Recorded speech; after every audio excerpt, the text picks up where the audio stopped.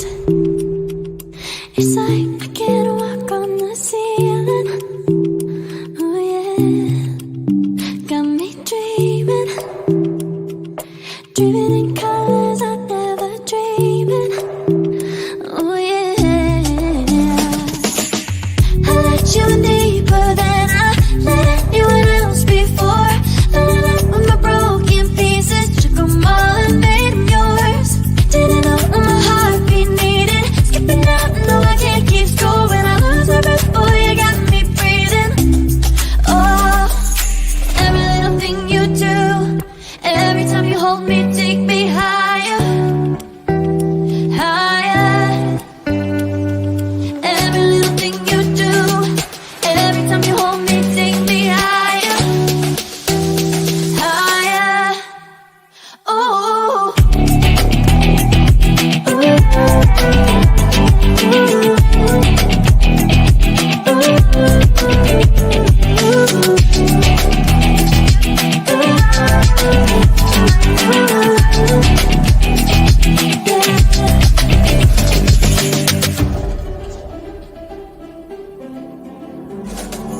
magic. No, I'm never letting go. Now that I have it with you. When you kiss me, it's like the stars fall out the sky onto my heart to cover up what I don't wanna show. I let you in deeper than I let anyone else before. Filling up with my broken pieces, took them all and made them yours. Didn't know what my heartbeat needed. Skipping out, no I can't keep score. When I lose my breath, boy, you got me breathing. Oh, every little thing you do, every time you hold me, take me higher, higher. Every little thing you do, every time you hold me, take me higher, higher. Oh, you take me higher, you take me higher, baby, you take me higher, you take me higher, baby, you take me higher, you take me higher, baby, you take me higher, yeah, you take me higher, baby.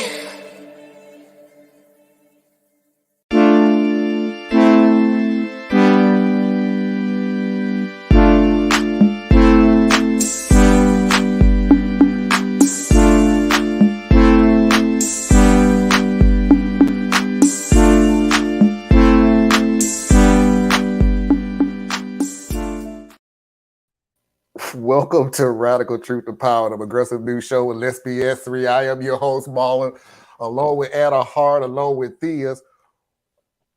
Two people that weren't supposed to be on here decided to come on. I really appreciate We're supposed to be here. We're supposed to be here. Anna said, I can come on. Oops, change of plans. You said, I'm going to be 10 minutes late. I'm here. I'm like, okay. But they ain't have to know that though. Share. We're open here. Welcome to the show, everybody. As you can see from the title, we're going to go ahead and look into what's going on with the Cop City construction down in Atlanta. And Theas, once again, has proven us, I ain't going to say wrong, but he did put a spin on it that came out to be absolutely correct.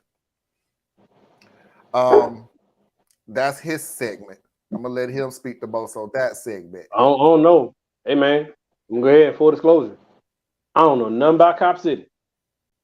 Oh, I know this is my city. This is my city. I should know. But I stay away from the police at all costs. So I have some opinions.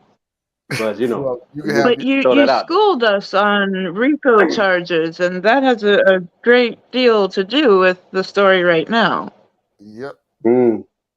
So Anna's segment today, and I know she side-eyed me when I said about Mitch McConnell, but the deal is I have Mitch for president. No, he's not well. Not after you see this story. No. which, like I said, Anna, we actually have a neurological doctor on who is explaining a couple of things, what she feel might be going on. So that's why I said that's a little bit more up your alley, because she said some things that's like, I'll probably know the words. I've been researching neurodegenerative diseases for 6 years now. Yeah. Yeah. So we're going to give that to Anna. I myself is just going to sit back and sit under the learning tree and keep my mouth shut and learn a thing or two. Mitch for president. You stop that. Stop that. Also, the octogenarian for all the generations. What? I didn't even hear that one. I didn't even understand what he just said. He is the octogenarian for all the generations. He is the ultimate senator. Behind the other lady who's like 90-something, 96, 91. And then there's the other guy. See, everybody talking about Mitch because Mitch having some issues right now. But there's the other guy who got reelected and he was already in his 90s. So, we need to look at ourselves. Does he have good health? I don't care what his health is. He's 90 years old. Yeah, no. I mean, there's. But you got Mitch for president. I know you was kidding. Anyway, let's get through these comments real quick because Anna took up the majority of them. It's not letting me post comments, dang it. Please, it wasn't. Please share. Thank you. Ring the notification bell to notify to personalize. Thank you. To personalize how many notifications you receive, and it should be all of them. And we love you all. Thank you for joining us tonight. Maybe it's the length of the comment, cause when I do this, it shows hardy har har. And then I just dance right out. Yep. Hello, Foxy. How are you? Hello, Parker. How are you today? My son. Yes, Anna is right. This is talking about how RICO can be manipulated a couple of weeks ago. They discussed why you keep spelling Trump's name like that? Second time you done spelled it. How do you know how to pronounce that? Trouble. Okay. Trouble. Hey, everybody. I feel great, and you know why the NFL is back and the 49ers won. Oh, I didn't even know the 49ers won. My team didn't. Chuck Glacy, I hope they all lose. Iowa, is 89 years old. Oh, without further ado, let's get this party started.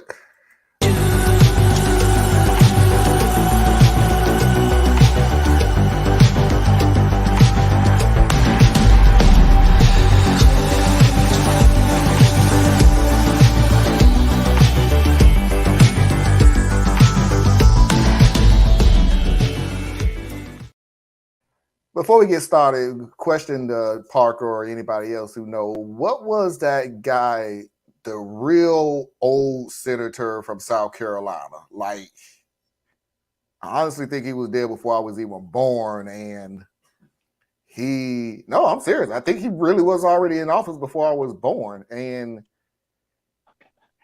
Helms? Was it Jesse Helms? Jesse Helms. Jesse Helms? Jesse. Because Jesse was up there for a long time too. But you know what? Yes, these people should retire when they know that their health ain't right. But yeah, I'm sorry, what was it? We vote them in. So yes. Oh, Strong Thurman. There we go. Oh. Yeah.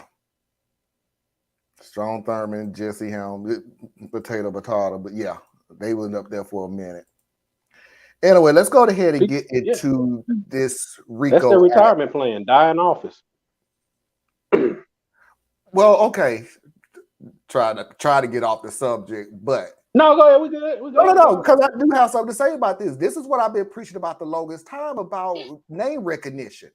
If that's the only name that those state knows, they ain't gonna say, "Oh, but he been up there since he been 99 years old and he barely awake," and every time like that. It's name recognition. That's the only name that you know.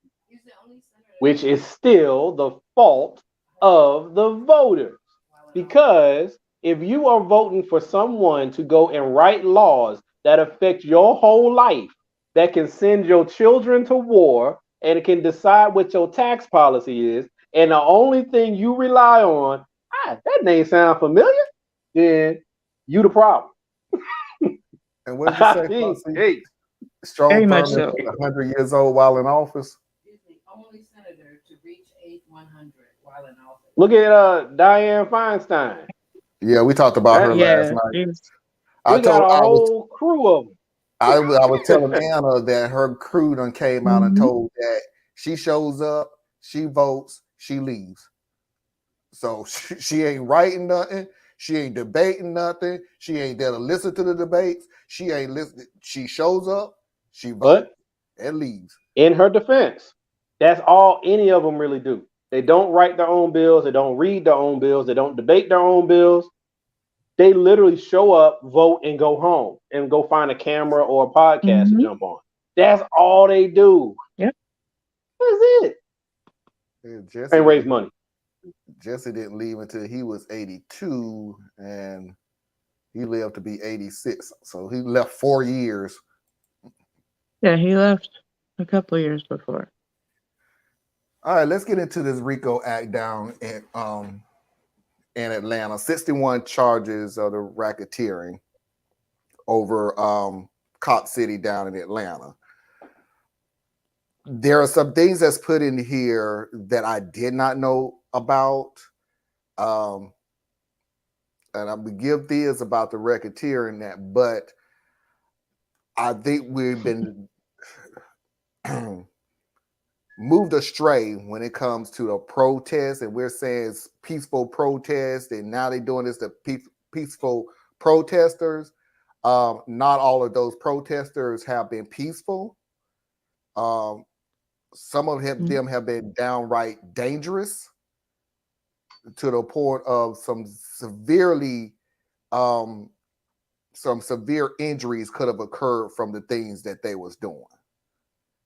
That's not taken away from. I still think this is correct that they're using the RICO Act as a wide net to just gain, including pay attention to the last part of what one of the charges is, and you'll get the gist of it, because that ain't making no sense at all. But let's go ahead and get into it real quick and get some background on it. Well, a controversy over what critics call Cop City, a police and fire services training center under construction just outside Atlanta, has drawn major protests and acts of violence in recent months. And it's now spurred over 6 indictments against a group of individuals that Georgia's Republican Attorney General is calling militant anarchists. News Nation national correspondent Robert Sherman live for us. So, Robert, Georgia bringing racketeering charges against 61 people. That's right, Kelly. Cop City has been something that has been at the center of controversy here in the state of Georgia for the last 2 years. You have some people who say that they're in favor of these training programs. You have others who say that this is the wrong use of lands. As a result, you've seen some protests break out here. But sometimes those protests turn pretty ugly. We want to show you this video. This comes from last May and is taken right at the gate that is right behind us here. What appears to be someone throwing a Molotov cocktail and fireworks. Police say that they've started to see this more and more. That wasn't just a one-off incident. They see protests here that sometimes get out of hand again and again and again.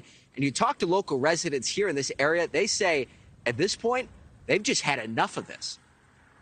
Only thing that has made me feel unsafe has been some of the protest activity. I'm supportive of seeing these charges brought against individuals who have terrorized our community. It's not the appropriate way to make your position against the project known.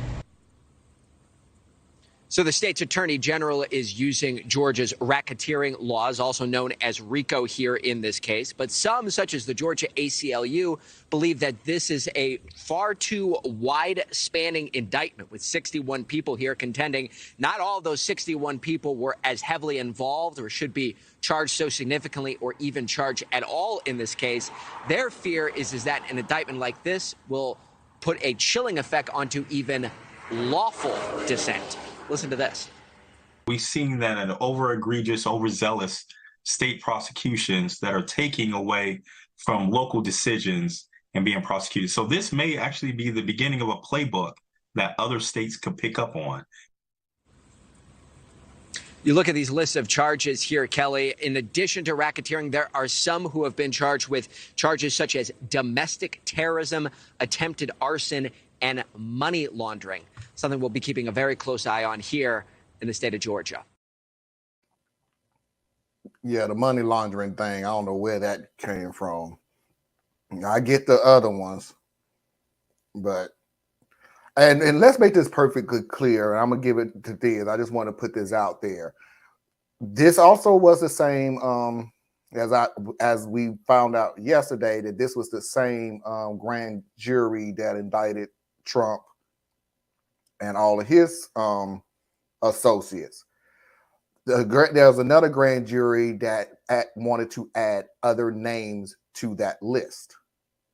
But it's widely being speculated that, yeah, the DOJ had, well, not the DOJ, the DA had their eye on those same people, but they went after the people that they knew beyond a shadow of a doubt that they could get convicted.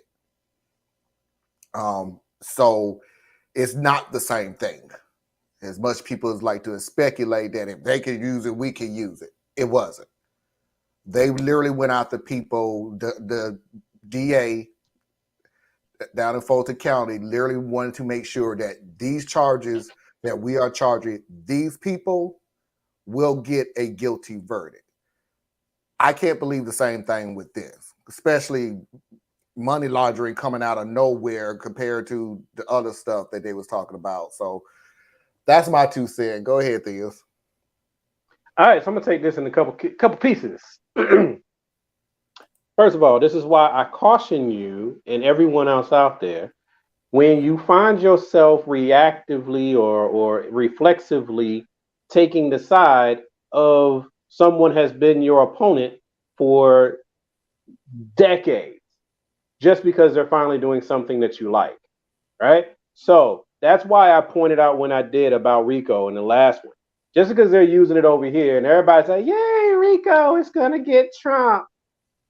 Don't forget, these are the same, this is the same organization, the justice, the state police, the different levels of justice and law enforcement and the judiciary. These are the same people who will send a 14-year-old child to jail for the rest of his life because of drugs, okay?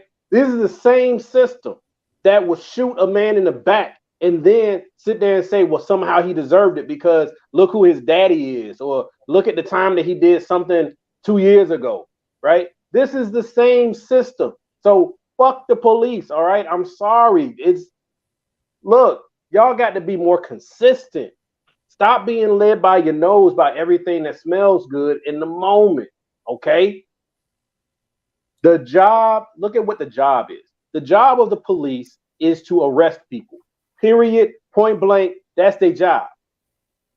They're not trying to figure out if you're guilty or you're innocent. The job is, there was a situation, I'm gonna respond to the situation, and I'm gonna arrest some damn body. Then they say, well, let the justice system sort it out. Now you got your district attorneys and their whole office of administrative lawyers. Their whole job, get a conviction.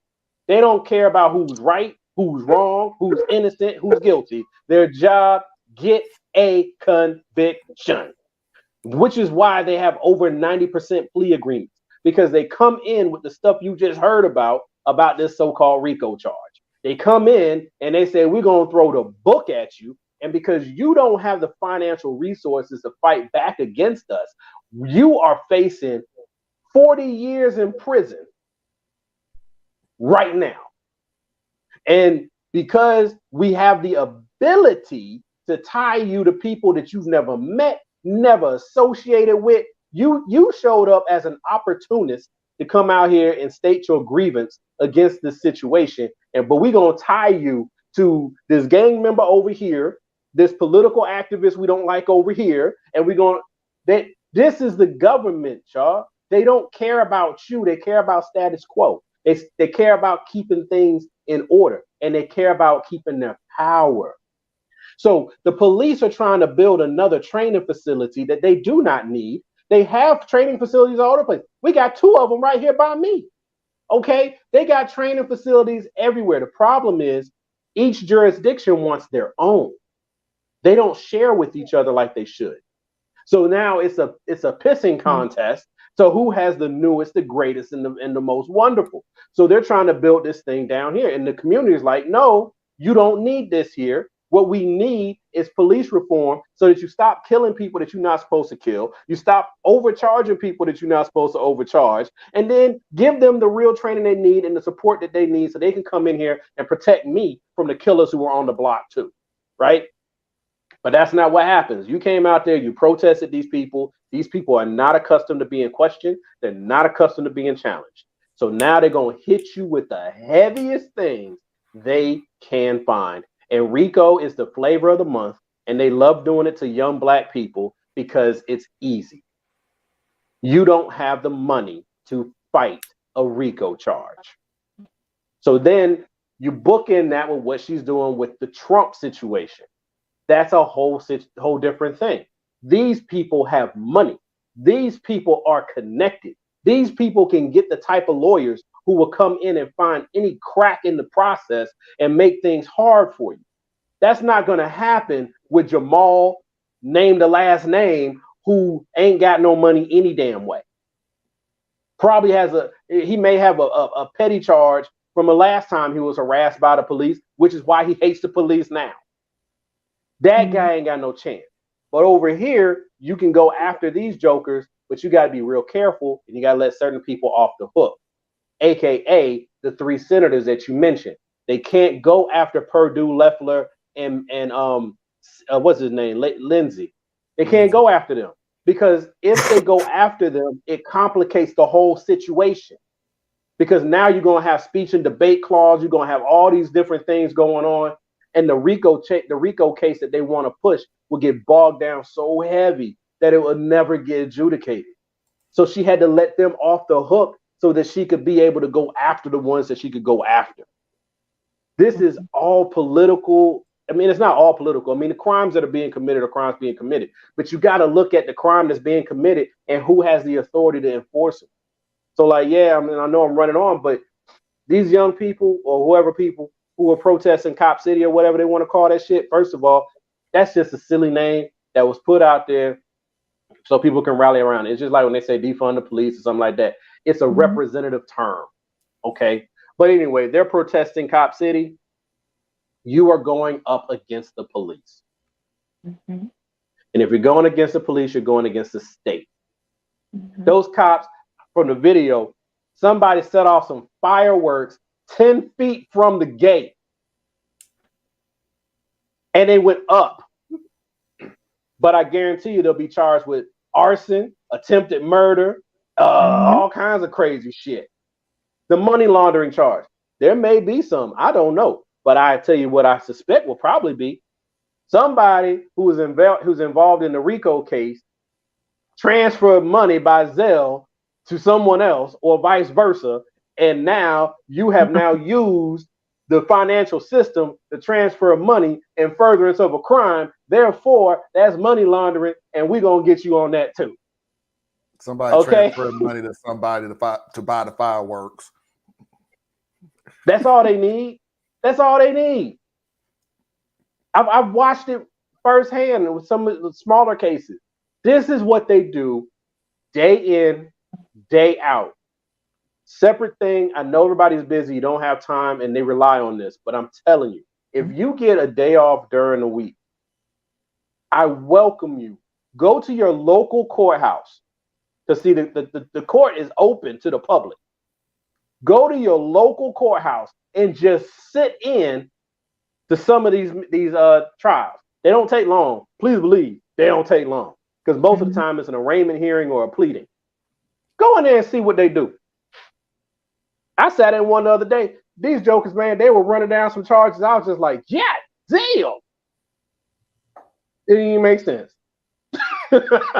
But that young man better plead, or they're going to drop all them on him, and he ain't never going to see the light of day.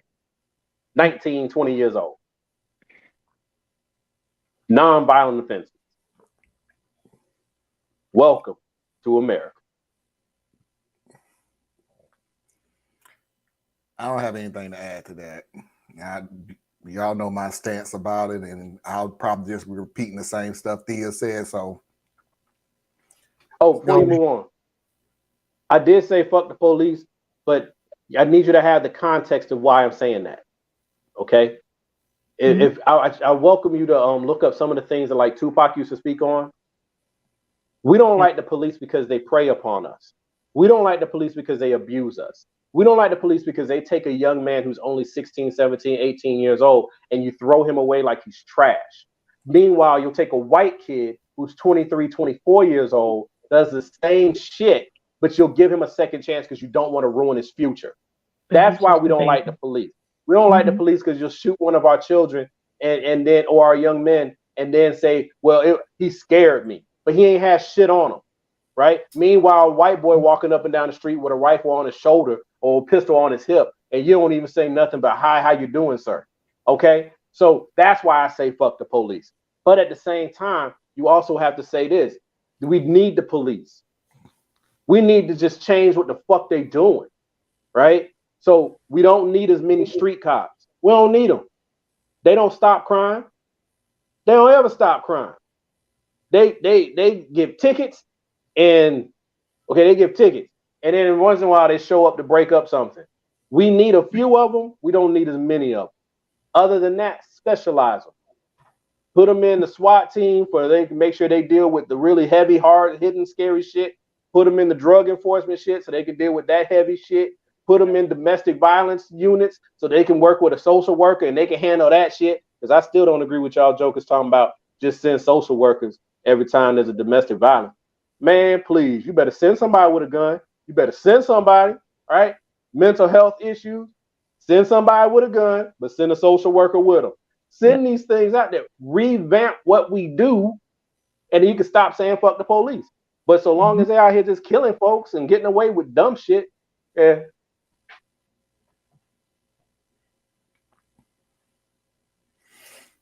Rest in peace, Tupac. He was a great man. He's a complicated man, but hell, who wasn't complicated in their 20s? Right. Especially with that kind of money. Oh no, he wasn't a saint, but damn it, he was a good man. And we lost him, and we lost him over some dumb shit. But that ain't the police fault. Maybe. Right. Yeah. I'm about to look at you sideways like maybe. It doesn't look like it's a police fault. It looked like some dumbass street crime. But yeah. I'm staying out of that one. Nope. Nope. I don't want to slide into pandemic, level conversation. You know what I'm saying? What we know is the streets got them. That's what we know. Now, let's leave it at that. Yeah. All right, let's move on to Mitch McConnell. My dog is acting Smooth really transition. weird. Smooth transition. Was it? It was, because in a way you said, I don't know. Now let's move on to Mitch McConnell. No. He don't know either. Oh, dang. That was. What? Wow. What? You don't get compassion for me after you've been a villain your whole damn life? You've been a monster. For 40 years, you've been a monster.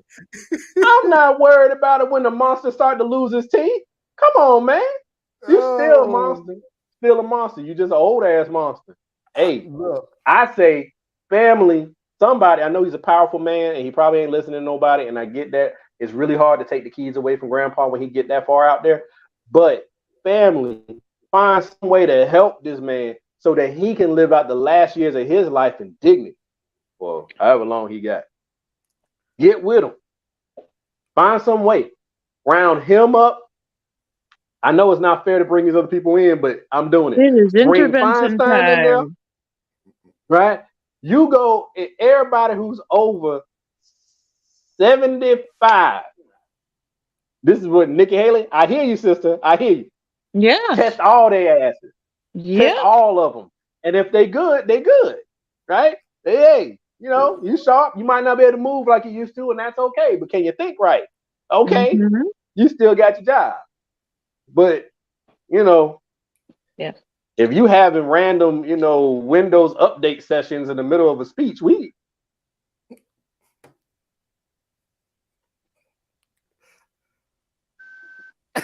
not quite like that, but all okay. Right. All right. Let me preface this by agreeing with Thea's on one thing. Complex Mind does not agree with or support the statements that are made by Thea's Robinson. Exactly. I never have, nor will I never be a Mitch McConnell. I'm putting this up because he's a human being, and these two segments that I'm putting up can help other people. Fuck Mitch. You have been a detriment to this country and to my people for as long as your ass took your very first damn breath, whenever the hell that was. So trust me. 1812? 1812 was a good 19, year. Whatever it was. But I am not doing this for the sake of Mitch McConnell. I am doing this for the still sake, a man. But he's still a man, and this could be educated. He got a family that love him. So we don't know. Look, evil ass So family. All y'all evil too. Y'all evil too. Evil ass motherfuckers. Evil. You ain't stop them. You ain't stop them. All right. Somebody get grandpa. The views of Thea's and take care of not expression of. Anyway, let's move on. Let's move on. Don't say you love that man and you just leaving him out there like that. You see how he's being treated in the public. You need more milkshake in your life. You need to put that water down. Let's go ahead and get to the first story. Hi guys, NeuroGal MD here. I'm a double board certified neurologist and epileptologist. I've gotten several requests to talk about what might be going on with Senator Mitch McConnell over the past several months. He had 2 freezing episodes while speaking in public. The first time was several months ago while speaking at a press conference, and then several days ago while speaking at an event in Kentucky. So let me show you a clip here. Okay. Senator, you're up for election in 3 short years. What are your thoughts on it? I'm sorry, I had a hard time hearing you. That's okay. What are your thoughts on running for re-election in 2026? What are my thoughts about what? Running for re-election in 2026. That's good. So he freezes. Behavioral arrest. Speech arrest. Did you hear the question, Senator? Running for re-election in 2026? His eyes are wandering off to the right, fixated to the right. We call this deviation. All right, I'm sorry, you all. We're going to need a minute. In medical terminology. You can see that in seizures. Okay, so it seems like these 2 episodes were fairly similar in how they looked clinically. There are several things that could be going on. And of course, I'm not his physician and I don't know the whole story, so I can't make a diagnosis. I can only talk about my thoughts based on what I see and what I've read. But I have read that these events occurred in the setting of several falls that happened several months ago. And from what I read, the falls happened before these events started. When he fell down, he had some head injury. I don't know the extent of the head injury, but brain injury can put you at risk for several neurological conditions, specifically seizures. The fact that these 2 events were pretty stereotyped in the setting of recent head injury makes me think that they are likely seizures. Seizures are abnormal electrical activity in the brain. So if they are seizures, they're probably coming from one particular area of the brain, probably a region that may have been injured from his fall. Another possibility is that these are TIAs, or transient ischemic attacks. These are caused by a temporary blockage of blood vessels in the brain, either from a blood clot or something called atherosclerosis, which is like hardening and buildup of plaque in the blood vessels. Sometimes the blood vessel gets completely blocked and it causes lack of blood flow to a certain region of the brain, which can cause various symptoms, including speech arrest. By the way, a TIA is sometimes called a mini stroke because a permanent stroke is caused by permanent blockage of a blood vessel to the brain, which causes permanent damage. A TIA only causes symptoms transiently because the blockage is only temporary and the blood clot disintegrates, resolves, and blood flow is restored to the brain, usually without any permanent injury to the brain. These are my top 2 diagnoses on the differential diagnosis list. Hopefully, his physicians are working to figure this out. In general, people with these symptoms will get a series of tests. They will get imaging of their brain. Typically, we order an MRI of the brain to evaluate for any evidence of stroke or any scar tissue, perhaps from the brain injury that could be causing seizures. Also, imaging of the vessels of the head and the neck could look for any blockages or narrowing of blood vessels that could predispose someone to stroke or TIAs. All right, before we even get started, I'm going to go ahead and just roll into the second video because need us not forget, we live in America. Hi everyone, NeuroGal MD here. I'm a double board certified neurologist and seizure specialist. Today I wanted to make a follow-up video on the Mitch McConnell situation with his freezing episodes. I came across a CNN clip that discussed Senator McConnell's workup so far. He's had an MRI, an EEG, and evaluations with several neurologists that indicated no evidence of seizure disorder, stroke, or Parkinson's disease. So this new information prompted me to share my thoughts based on my expertise as a neurologist and seizure disorder specialist. By the way, I need to throw this disclaimer out there. I am not his doctor. I don't know any more details than you know. I am just speculating based on what I've read and what I've seen and trying to elucidate what may be happening based on my knowledge as a neurologist. First of all, it's great that all of these tests came back unrevealing. There's no evidence of stroke on his MRI, which is a positive sign. I assume that the MRI was normal or unremarkable, which would point to no evidence of scar tissue from his falls and no evidence of a brain bleed. His EEG also allegedly came back without any evidence of seizure activity. I did want to make an important note about this. Most initial evaluations for possible seizure disorder involve a short 30-minute EEG. The sensitivity for detecting any abnormalities concerning for seizures on a 30-minute EEG is fairly low. It's about 30%. So a normal routine 30-minute EEG does not rule out seizure disorder. The diagnosis of a seizure disorder is primarily clinical, so the neurologist who evaluated him probably asked him a series of questions that would have revealed more about whether there was a high clinical suspicion of seizures. I would still be concerned about these events, even if all of these tests came back negative, because there's obviously something going on that needs to be investigated further. So there you go. How far apart were those videos? Her 2 videos? Talking about her 2 videos or his 2 episodes? No, her 2 videos, the information that came out. I don't think she said. It wasn't very, I don't think it was very long because I've seen the first video and I watched it recently. So the second video could have only come out in the last week because that's when the doctor came out and, or whoever the people were, came out and said, oh, he's normal. So you go ahead and see how quickly he got to MRIs, EEGs, a team of neurologists. That's that good Senate healthcare. Now, that's that Republican protect our investment. I think they're lying personally, but that's just me. Yeah, I do not like speculating on what his condition might be.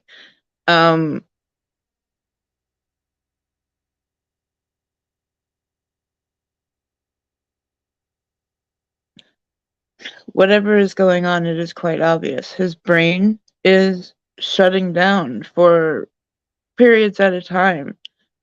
Take into account the falls.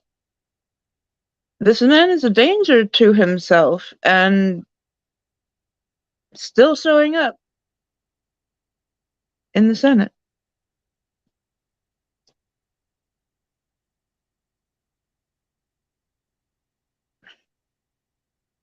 I am not qualified to make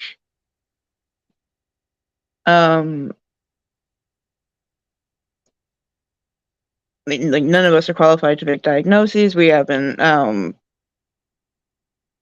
seen him. We haven't been able to ask questions and see his exact responses. What is really obvious is that he should not be there anymore. You know, yeah, for once, I do agree with Nikki Haley. Term limits, tests.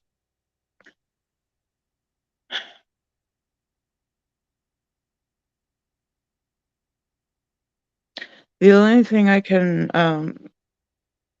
relate to this is that I was diagnosed with seizures in 2003. I was 22 years old, and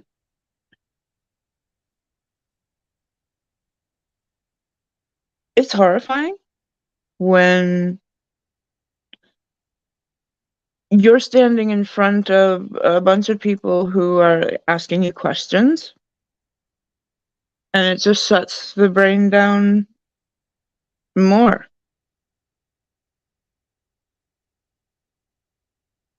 Not having your neurological faculties, it's one of the scariest things. Like, I would rather my body lose itself first than my brain.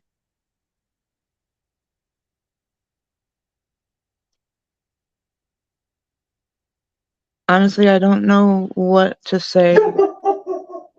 Thank you, dog.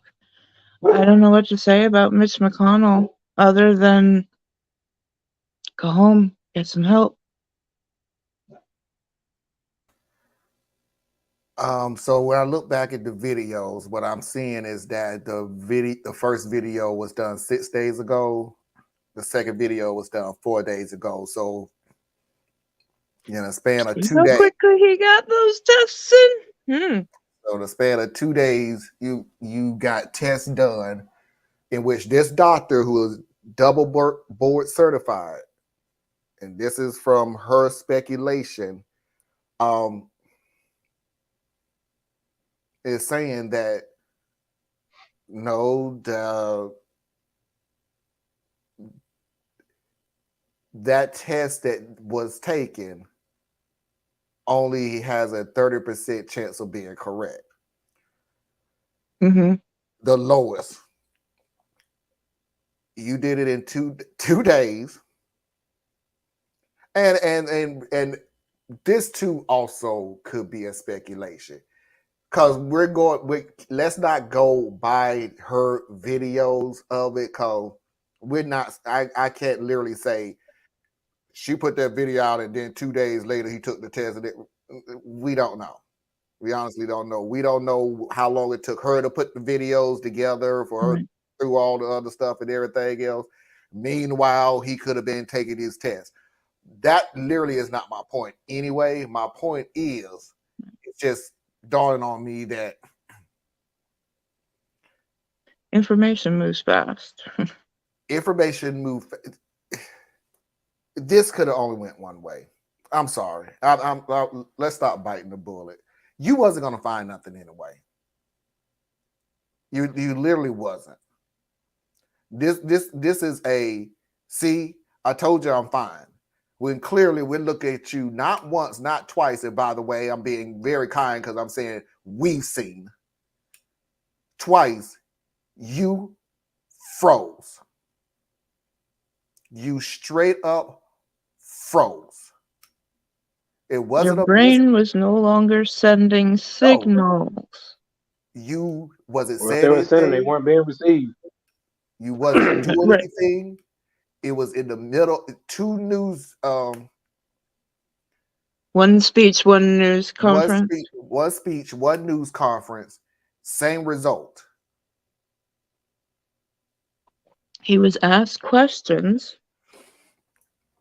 And I mean, you saw it in the it took him 3 tries to grasp that the question was about his reelection. So I appreciate how, first, the kindness, not you, Marlon, the kindness that Anna has on display and the empathy that she is sharing. And Marlon, I appreciate you trying to dance around the subject. Look, I'm not trying to make a medical diagnosis. That's the problem with folks. Y'all keep getting lost in the wrong fucking conversations. Not you two.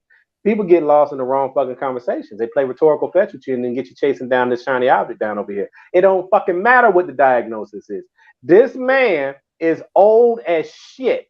The life expectancy for a man, a white male, is somewhere in the neighborhood of 76 years old. Okay? Yep. Every day that man is alive, he is beating the odds. Mm-hmm. All right? And age is not a determinator of your health. Right. However, the older you get, the less you were able to defend against the rigors of health. Right. So once their health starts failing, it is not just a linear track. That bad boy gets like, what's the term where it's mathematically just flipping? Like, it's moving. Okay? He is on a decline. You can have somebody else who's 81, 82 years old and ain't got no issues whatsoever, other than just a natural, slowing down and being older, right? Like old Joe, right? But old Joe, this is why Democrats, I hope you ain't shoot us all in the foot here. His health could change. Trump's health could change.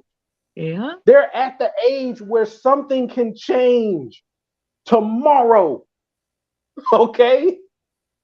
So we ain't got to do medical diagnoses. This man is in office. He is the head of the minority party. Mm-hmm. And is he in an operating condition conducive to the demands and responsibilities of his office? That's it. Because I don't care about other things. The man could have he could have seizures. The man could have a seizure issue. That does not mean that he can't do the job. It means that you got to pay closer attention to him because each seizure can cause a different issue. But he, unless he shows an inability to function, can keep doing the job. This man ain't just having seizures. This man's shutting down. He's already old. Like, he's like old. Like, if you ever spent time with your elders old, this is what you see. That when I look at him, I just see a really old man. That's what I see. Okay? Yeah. Because he wasn't trying to, in my opinion, he wasn't trying to understand the question in that conference. He was trying to stall for time. Because he's still here. He's just having to think through fog and shit. So you asked him a question, he's going to pause and try to stall until he can catch back up a little bit. So I don't think I think he did glitch out a little bit in the beginning, but we were saying, hey, can you speak up a little louder? That was him saying, say it again so I can make sure I'm on the right track of what I want to say to you. I think that's normal. That's okay. That's just part of being older and having to think through some things. Then he went blank. Yeah. And that was the scary part, right? Yes. I watched her video because, look, I had never seen her before, but my God, she's gorgeous. I know that's irrelevant, but God damn, she's gorgeous. Anyway, so that's what made me stop. That's what made me stop and see what the hell she was talking about. But when I was watching her video, the first video, she showed that part of when Mitch froze. I want to say it was in the second freeze. And if you watch, just ignore what she's saying, ignore everything that's happening, just look right at Mitch. Not only did he phase out, but his eyes rolled up. That is a clear sign of a seizure, folks. His eyes rolled up, and then they came back down, and then they drifted off. The man's not well. No. Whatever the diagnosis, I don't care. The man's not well. Right. And then they come out and say, well, we ran the test, and yeah, he's fine. No, you lying. No, he's not. You playing with the words. That's what they call gaslighting. Yes, the truth is somewhere in there, but that's not what you're saying to us. Because one, this man has the right to privacy. I know he's a public figure, but he still has the right to privacy for his medical issue. So they're not going to come out and put all his business on Front Street just because we want to know. So they gave us a technically correct statement about this is my interpretation.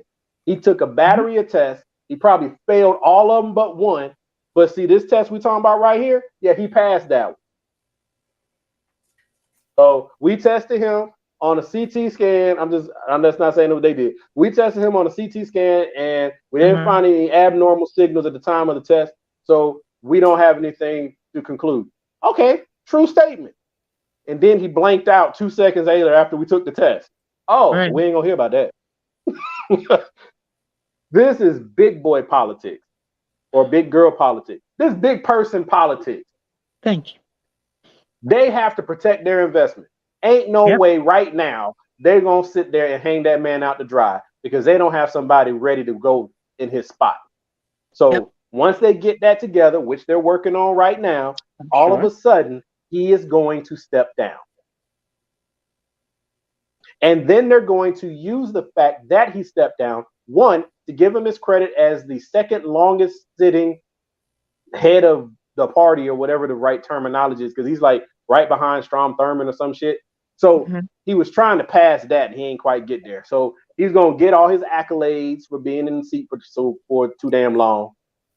And then they're going to push his ass off to the side, because that's what Republicans do. They're going to go push your ass off to the side and immediately use the fact that he was too old to continue to say why Biden's too old to continue.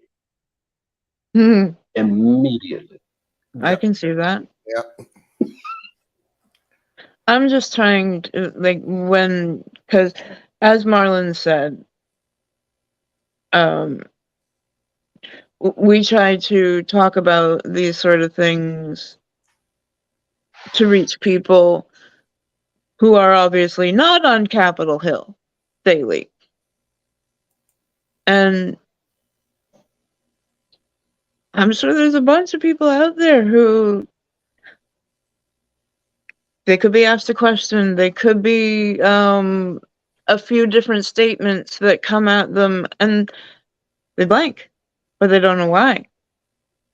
And I'm just trying to reach them and understanding that, yeah, it's fucking scary. Sorry for swearing in the first hour, but oh, that's a rule? My bad, because I done broke that a few times. It's that YouTube, they'll promote you a little bit more if you don't swear in the first hour. Oh, Thea's done killed that years ago. I don't curse as much as I used to. I just curse more today. They don't even watch our show anymore. They're gonna cuss the first hour. Don't even watch them. All right. Go by the likes and the clicks and everything else. Don't listen to them. Man. I watched Tony Michaels and he cursed all the way through. So all right, then fuck that. It's fucking scary. It is. Your brain, whether it's you cannot receive the signal or you cannot send the signal, the end is the same. The cut off, the blank. I've described to you before that there are times when people start sounding like the parents from Peanuts. Wah, wah, wah, wah, wah, wah, wah, wah. I'd be like, repeat that, please.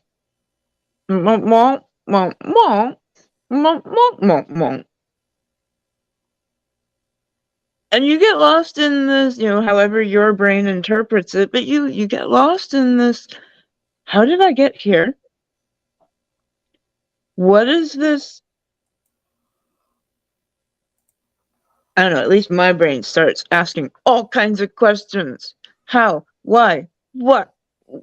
What the fuck is happening? But there's no easy answer on that. Even if you go to, I have been to over 50 neurologists. They love to argue with each other. It's very hard to get a consensus from them very specifically.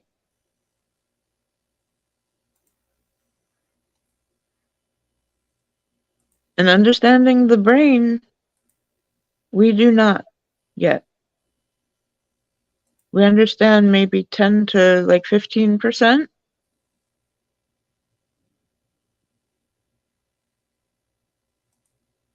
We have a lot to learn. Medicine has leaps and bounds to go. But coming back to what Thea said, I don't want you anywhere near the halls of Congress if you have an ongoing health problem. I wouldn't want me near. Of this caliber. Sorry? You know what I mean? Like the health problem. If he has a health problem of this caliber, like yes. Yeah. If your brain is disconnecting, no, I don't want you anywhere near Congress. I don't want you anywhere near the Senate. I don't want you anywhere near the presidency.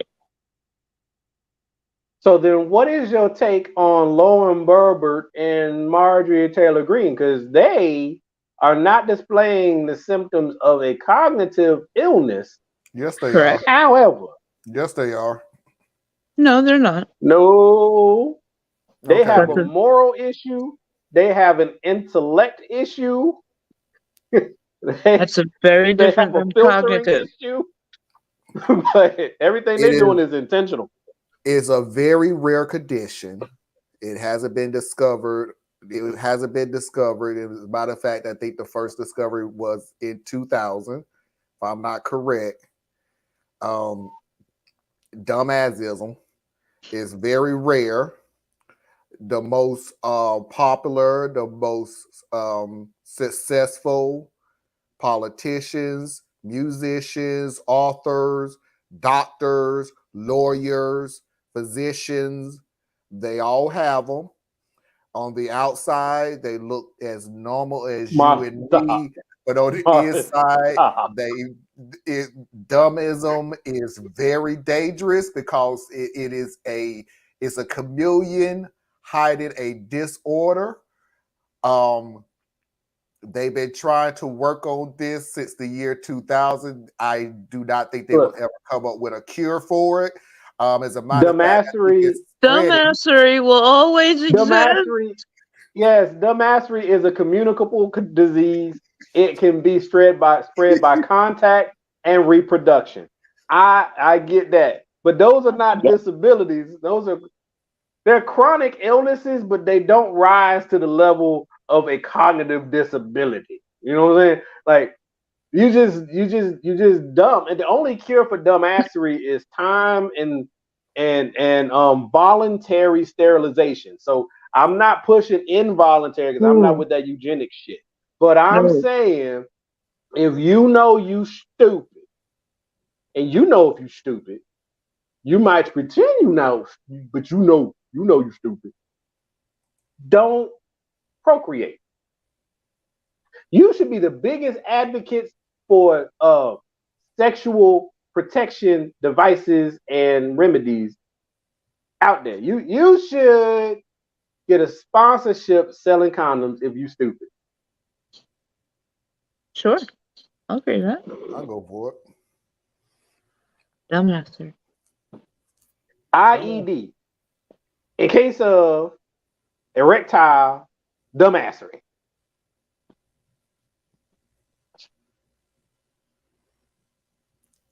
Go see your doctor. But don't go see the doctor that has dumbassery too. Just a vacuum. That is our first. On the Mitch McConnell thing, just bringing it all the way home. Yeah. The man, I am not the person who is going to sit there and pretend like you are not an evil son of a bitch just because you old or you die. Okay? You fucking evil when you had the choice not to be evil. So I'm not gonna be the one to kiss you on the forehead and send you off of that old good night just because it's your time. No. But I'm still a human, and he's still a human, an evil motherfucker, but he's still a human. I call for his family and those who claim to care about this man. See, I don't care about this man. But for those people who claim to care about this man, do for once, because this man did a lot for you. Whoever you are, he has done a lot for you.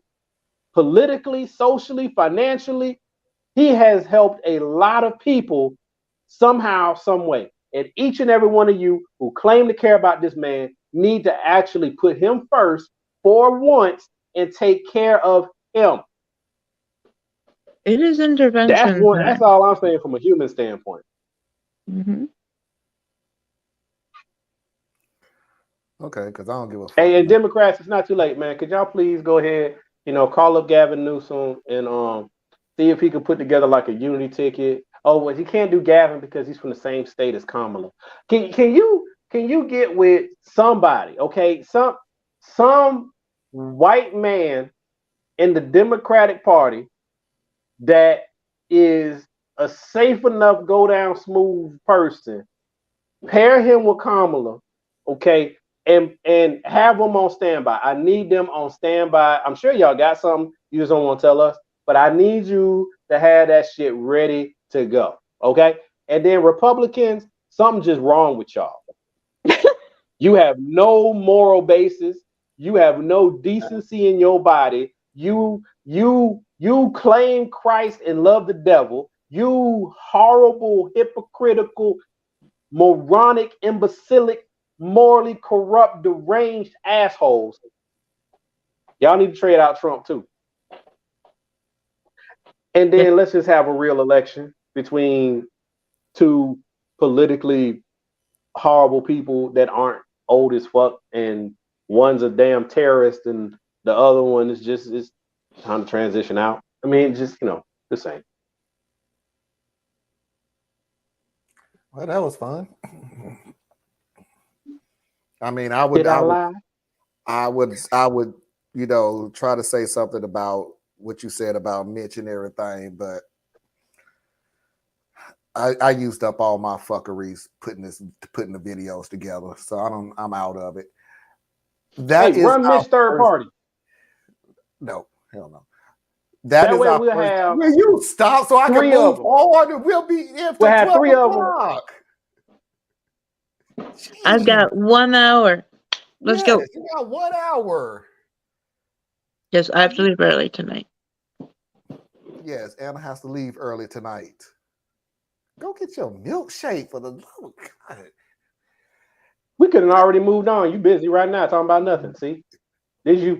That's our first hour. For everybody that's new here, we have new people that do come in and out of the show. Our first hour is the more serious. The second hour is the more serious or more social concept of the show. If you haven't already, please go ahead and hit that like button. I would truly appreciate it. And welcome to the new commenters. I saw one.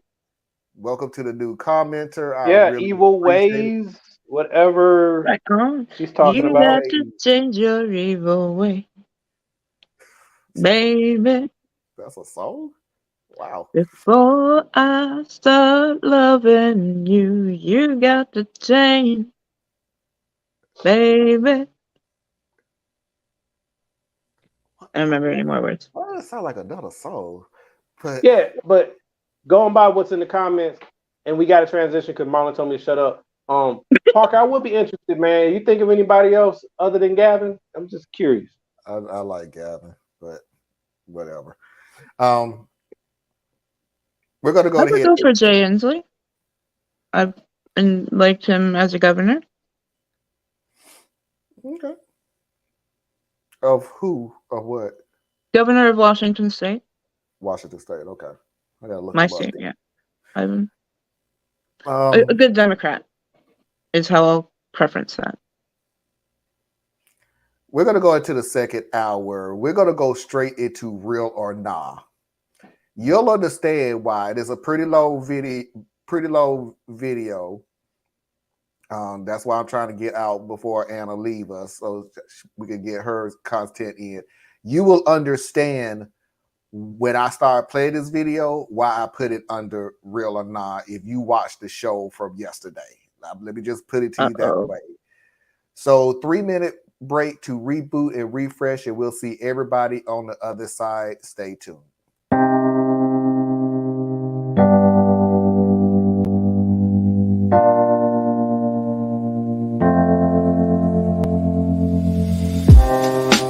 Living for weekends, wishing I could take a break from this world.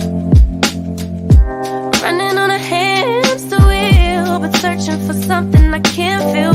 I just wanna be a lost girl and fly. Take a breath, feel my wings spread, levitate above the ground and make eye contact with clouds. Now I'm rising, I'm soaring above it all.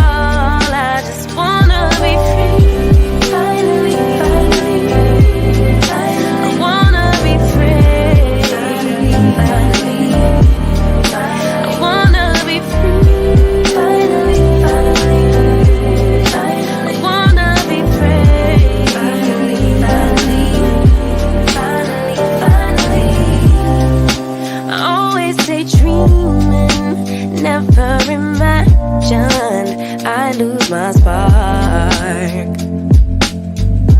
Living in this crazy time, putting back the pieces of my mind. I know how to run from the dark and fly. Take a breath, feel my wings spread, levitate into the clouds. I'm so high above the ground. I'm rising, I'm soaring above it all. I just wanna be free, finally, finally, finally. I wanna be free,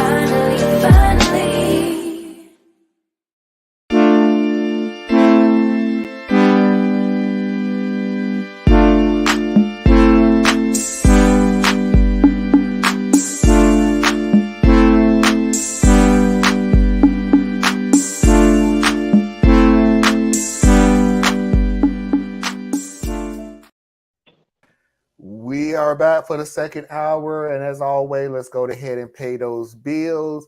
Please support Tracy at buymeacoffee.com/Tracy Media LLC. Help support Tracy in all of her endeavors. Please support Anna Hart at her website, BorelliEtc.com. Learn something that you didn't think you need to know, but you should. And as always, if you need to reach me, you can do so at radtp@outlook.com. That's radtp@outlook.com. It's going to take me a whole nother 2 years to get into the rhythm of saying all that stuff. We are the people of the Rhythm Nation. And it was Santana that did you Evil Ways. He literally said, that's where I got it from, Santana, Evil Ways. Yeah. I appreciate it. I'm not going to share everybody comments on here because we really need to move on while we got Anna, but I appreciate everybody who is continuing to comment, and I really appreciate that. That too also helps the algorithm tell YouTube viewers that we are live, so please keep that going. I appreciate it. The likes, the comments, and all of that really does help the algorithm let everybody know that we are live. So I appreciate even when we're not on or we taking a break that y'all keep the conversation going. Thank you very much. Diaz is in there putting out his wisdom and everything. I appreciate it. But let's go ahead and move on to Real or Nah.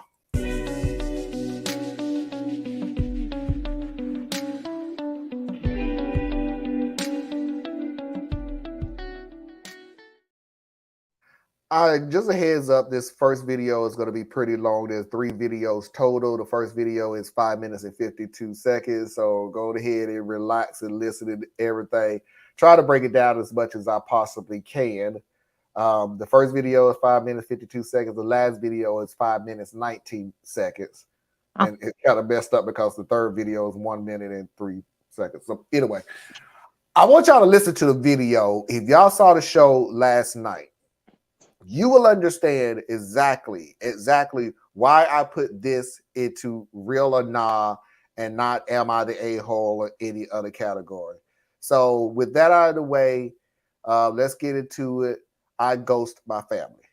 I need a little advice on the matter as I don't know what to do anymore. I was 21 when my fiance asked me to marry him. He was the absolute light of my life. We had known each other ever since preschool, and our families are very close. He would come over and have dinner with us on a daily basis and vice versa. He doesn't have any siblings, but I have 2 older siblings, which is very important as he was always very close with them. We grew up together. When we started dating, I don't think our parents stopped celebrating for weeks. He helped me deal with a lot of my anxiety, and even when I gained a little weight and my mother berated me saying he was going to leave me, he told her off and said he loved me for who I was, not for what I looked like, even though he claimed I was the most beautiful girl in the world to him. We were only engaged for 6 months before the incident. My middle eldest sister, let's call her Nikki, was a very cold person. She never showed any affection. She only ever opened up to my fiance as she said she saw him as a brother, and he also helped her through a lot of her dark times, such as battling drug addictions and breaking the law. She and I never saw eye to eye. I loved her dearly because she was my sister, but I didn't like her as a person. Out of the blue, she tells me she wants to take me clubbing, as we had never been together before, and she felt bad that she was so distant with me. I agreed that night, and we went out. I don't know, I feel like something bad is about to happen. Clubbing wasn't really my style, but once I had a few drinks, I loosened up a little and began having fun. The night was going smoothly until Nikki spotted a guy across the room who she claimed she wanted to climb like a tree. She walked over to him, and within a few minutes, she was back and she had a sour expression on her face. I asked her what was up, but she never said anything. I kept pressing because I didn't want our night to be ruined. She then told me the guy didn't want her number, but he wanted mine instead. I told her he was a loser and there were plenty of other guys around who would kill to be with a girl like her. She didn't budge though. She told me she needed to use the restroom and then we would leave. I waited for another hour. During this time, I was sipping on a lot of different cocktails. I then started feeling really dizzy and lightheaded. Oh, no. Trigger warning, by the way.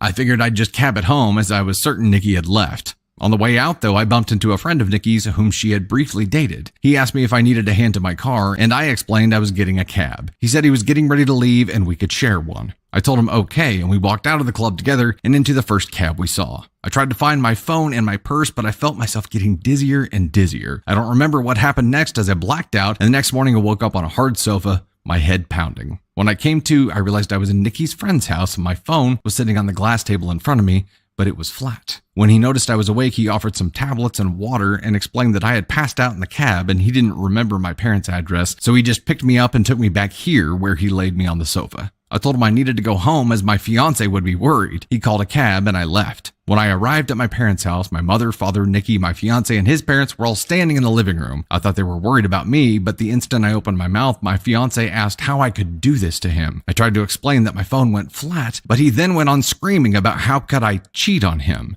I was baffled. Why would he think that?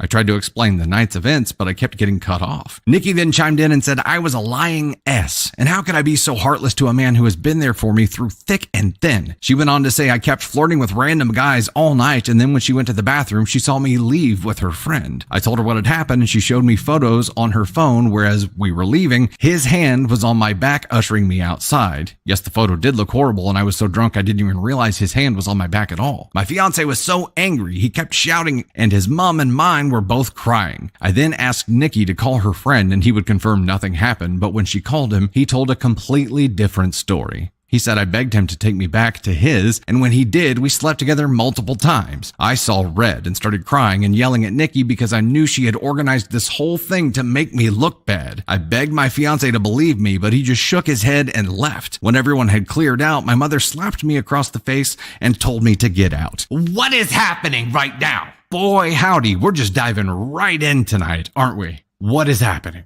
Okay, there's more. I left and went to a friend's house where I stayed for a few nights. During those nights, I called my fiance crying and pleading with him to believe me that nothing had happened, but it all fell on deaf ears as he never returned any of my calls or texts. My mom texted me and told me she was kicking me out and that she couldn't believe I would do such a thing, and a lot of other hurtful slurs I don't think I could repeat here. She didn't even give me time to get my things as she threw everything out. I was now homeless. None of my family would take me in as they chose my fiance and mother's side. I was homeless and single in less than a day and a half. My entire world had been taken away because of Nikki's lies. Now for weeks I tried everything to get my fiance back and my family. The limit for me though was when Christmas time had come and I went over to my mother's house to try to reconcile. I was sleeping from couch to couch during this time. When I got to my parents' house, I knocked on the door but no one answered. My friend then called me and told me she just saw on Facebook that my family were in another state celebrating Christmas and they had posted pictures online. Everyone was there, my sisters, parents, grandparents, and even my fiance and his family. When I myself saw the photos,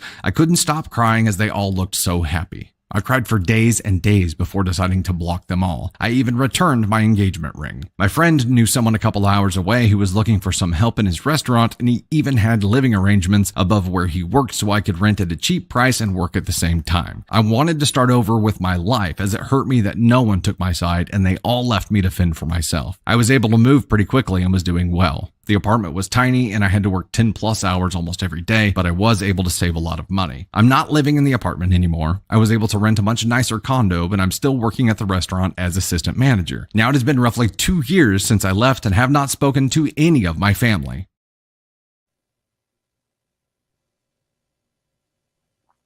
Mm-hmm. So, again, if you listened to the show yesterday, I played a video yesterday that sounds awfully familiar to this story.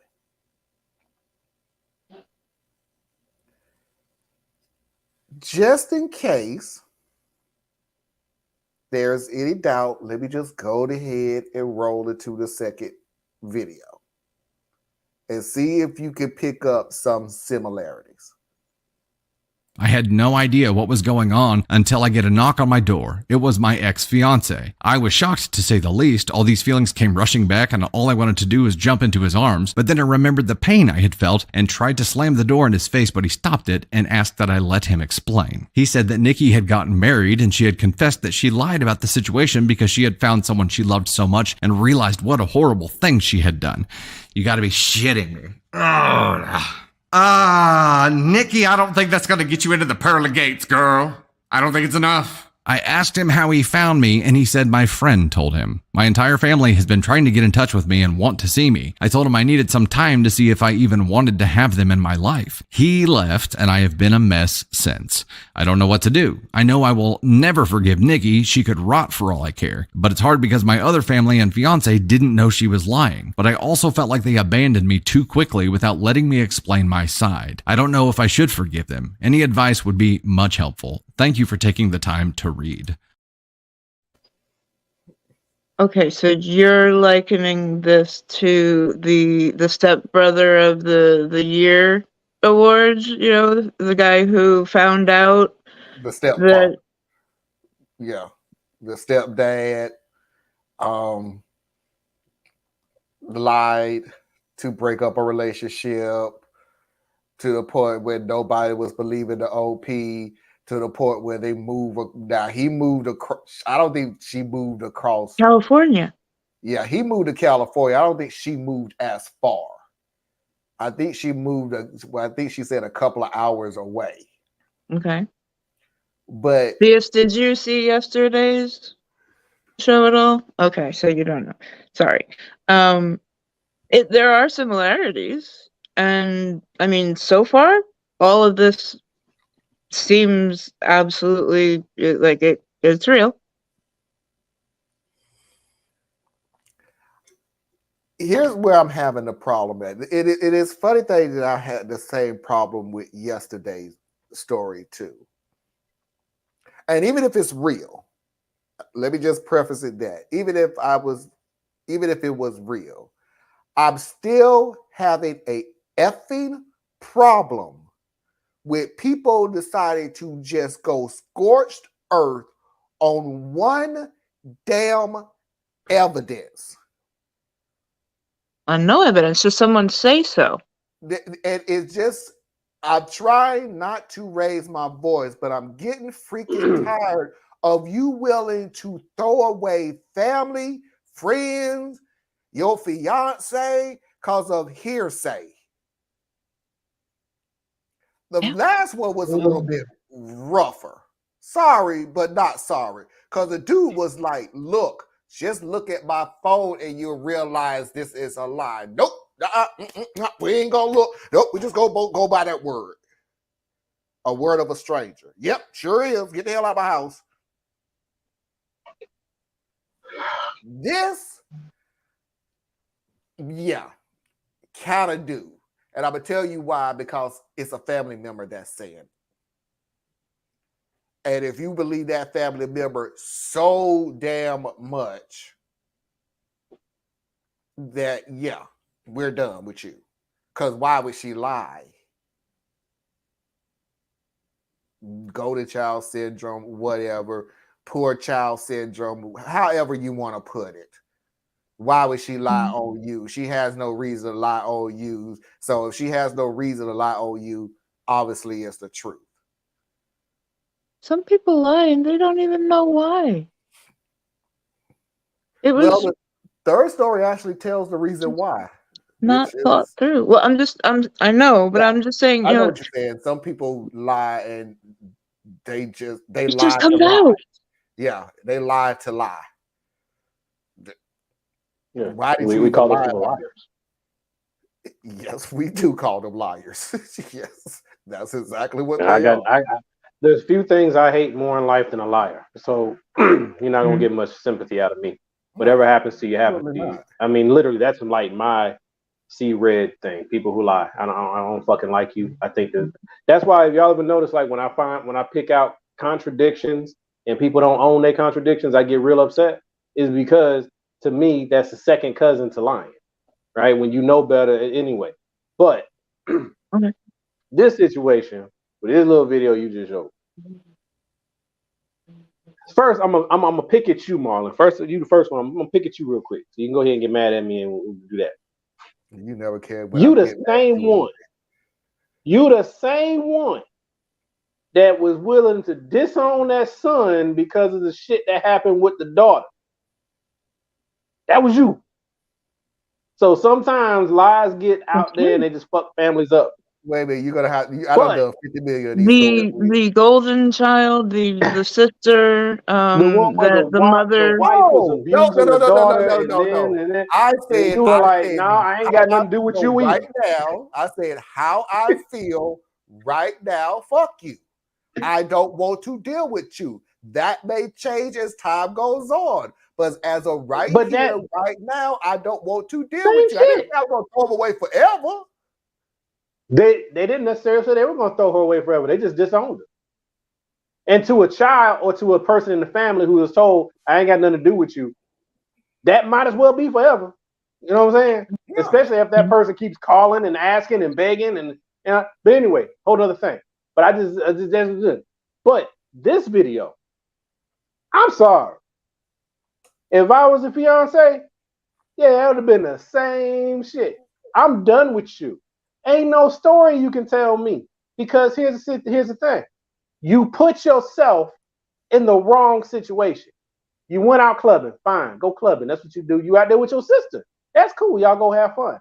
You didn't exercise proper foresight because you don't ever put your drink down. You don't ever take your eye off your drink. These are standard operating procedures. I don't care who you're with. So, stop. Hold on. You went that you figure everybody is supposed to know, even the ones if you're gonna be with me. Clubbing. I don't give a fuck what you do if you ain't with me.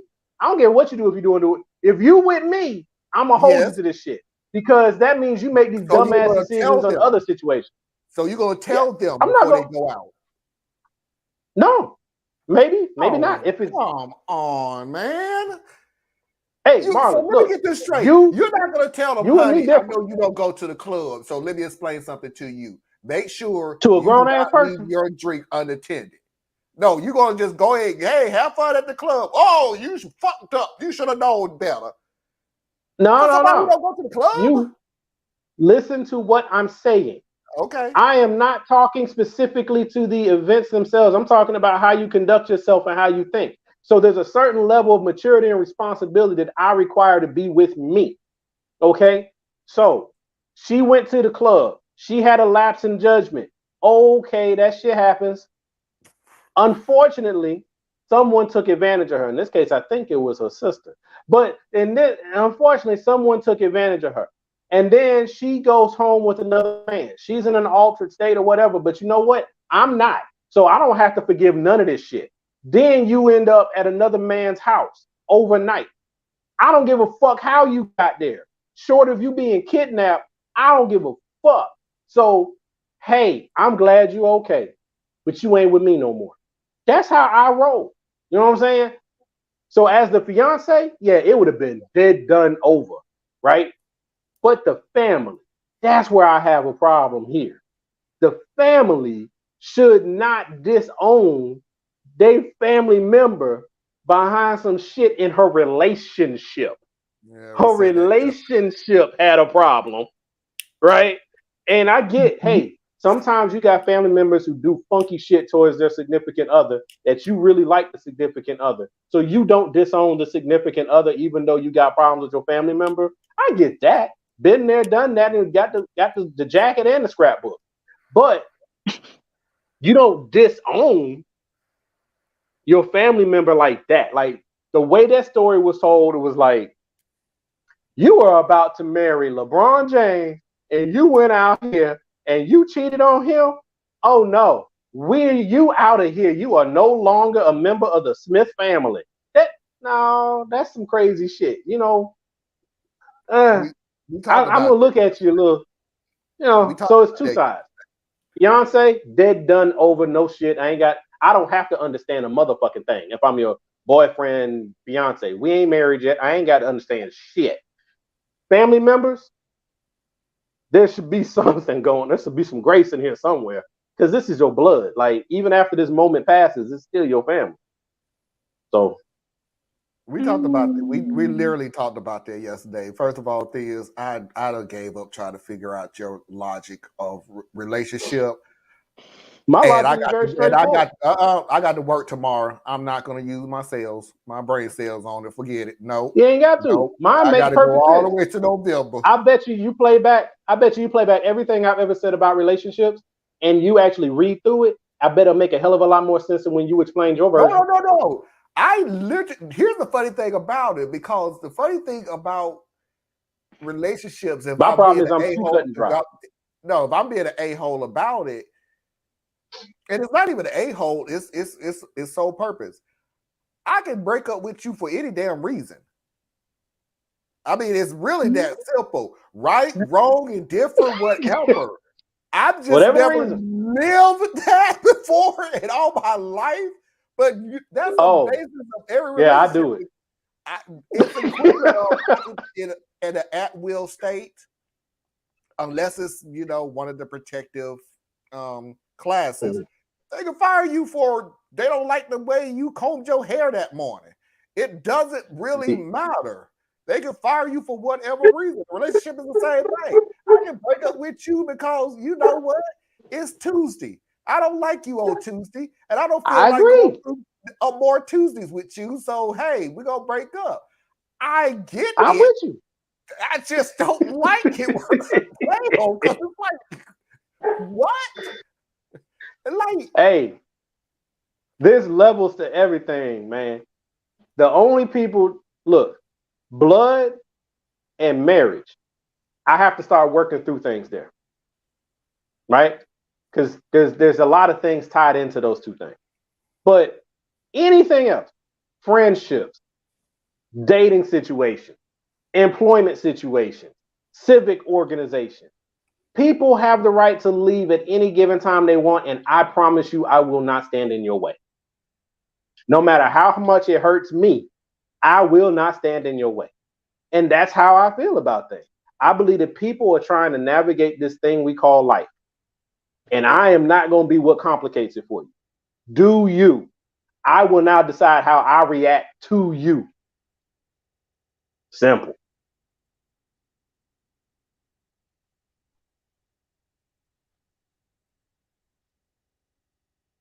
You muted, bro. Can't nobody hear nothing you say. I was saying Anna because I ain't got her for 30-something minutes now.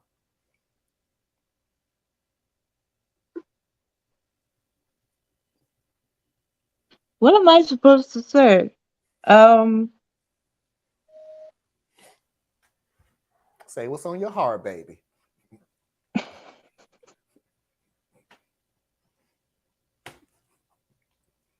I'm still believing real.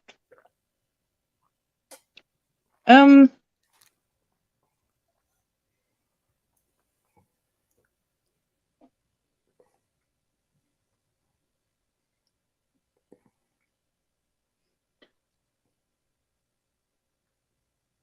didn't like the victim blaming. There's a lot that can happen in a club, and especially if you're not used to clubbing.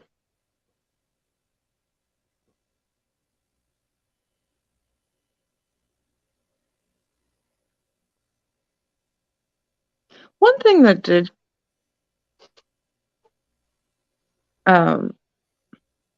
yes, I'm curious. You put the difference of you said you can break up for any reason all the way up through being affianced? Oh yeah, we're still we have not taken vows. Our status has not changed. This is a glorified girlfriend-boyfriend situation. Huh. Okay, interesting. For me, once you make the commitment, you have gone up a level, and I would expect a little bit more of a reason, but that's me. And I get it. I think this is where it's getting confused, because I saw where Learn Life said it sounds a little victim blaming, and then you just intoned that as well. It is the problem I have with her getting taken advantage of at the club is a matter of just a maturity decision. You had a lapse in judgment. But if you had made it home and you were just fucked up when you got home, then it wouldn't have been no big issue. Understand, I am the fiance. I am removed from the situation. I was not present. The only thing I can react to is what is now in front of me. And what is now in front of me is my fiance was at another man's house overnight. That is what's in front of me. Now, unless you're going to go and claim rape, which she did not do, I'm sitting here as the fiance. You woke up at another man's house. I'm reacting to that. Okay. The other shit is just part of what puts you in the situation that you say had you at another man's house, right? But if you've ever been in a relationship and it's breakup time or whatever, people say all kinds of shit to explain why the hell we in the moment that we in. And you can buy into every excuse that they can come into, and you'll just find yourself wrapped up back in this relationship. And it's still, now you got trust issues and all kinds of shit going on, but y'all still together. And that's fine for people who do that. That's fine. I'm saying for me, you did not respond to my phone calls. You say your phone was dead. You left with your sister, but your sister came home and you didn't. You say that you don't know what happened. You ended up at another man's house the next day. You say nothing happened. He says it did happen. I am the fiance. I was not present for none of this shit. You tell me how you take that shit in. Your significant other has just told you after their phone was dead, they did not leave the club with their sister, and they woke up at another person's house. You tell me how that comes down to you. There is no explanation in God's green earth that would line up for you that you would take at face value. And if you do, that's you. I don't understand how you roll with that. But if that's the case, you'll never exit any relationship. If that's the case, you be in with somebody who lie and cheat on you all the time because you gullible. You willing to take whatever the fuck somebody say. I can't do it. Now, the problem with my approach is that it's quite absolutist. So I could end up losing a relationship, like in this particular case, where none of that was what really went down. And now I've lost a relationship because I wasn't willing to give her the benefit of extreme doubt in this situation. But fine. That's another part. That's the part I know y'all don't understand about me. You can't miss what you don't have. I made a decision. I own my decision. Good, bad, or indifferent. I will live with the pain or frustration of my decision. And my decision is what you said, the shit ain't lining up. And then when I found out, when your sister comes clean 2 years later or some crazy shit, then I would have been just like him. I wouldn't have come back to try to get you back. I would have come back to in person say, this is what happened. I made the wrong decision. I hope that you are okay. And then got the fuck on. All right. So I take offense to victim blaming because I'm not victim blaming. I'm saying you put yourself in a bad situation. The shit didn't look right. And then the other person now has to react to that. And I don't think it's fair to say because of, and even if it was another type of situation, the other person always has the right to make the decision they feel is best for themselves. You don't want someone who's with you and they're constantly questioning everything about you. They're constantly suspicious of everything you do. You don't want that. It's not a good place to be. No, I don't. I mean, it sounded like the way I took that in was you should never have your eyes off of your drink. You shouldn't. And if something gets slipped in, that's your fault. Nope. It's the person who put it in your drink's fault. Your fault was not keeping vigilance on your drink. See, if you know that you had your drink, and I've talked to girls when I was in even when I was in college, this happened, a similar situation. Just the rule. Look, if you lose your drink, lose track of your drink. If you lose track of your drink for whatever reason, get another drink. Right. Don't touch that one. Right. Might not be anything wrong with that drink because you out with your friend. 9 times out of 10, ain't shit gonna be wrong with your drink. But do you want that one? No. It's worth the extra $8. That drink's gone. Go get another. I don't know. And you're right, Marlon. You had pointed out this. these are rules that I learned not even from my parents, dog. I mean, I've received it multiple times in my youth. You know, even before I started drinking, these rules were shared with me. Before I hit college, these rules were shared with me. Heard it all the way through my 20s. So it's like, yeah, that's me making an assumption, right? But it's like, damn, that's like fucking common sense. Nobody is responsible for your safety but you. Nobody. Agree there. I do not see why it would be a problem to as the situation comes, she is drugged, falls asleep. The guy doesn't know what to do with her.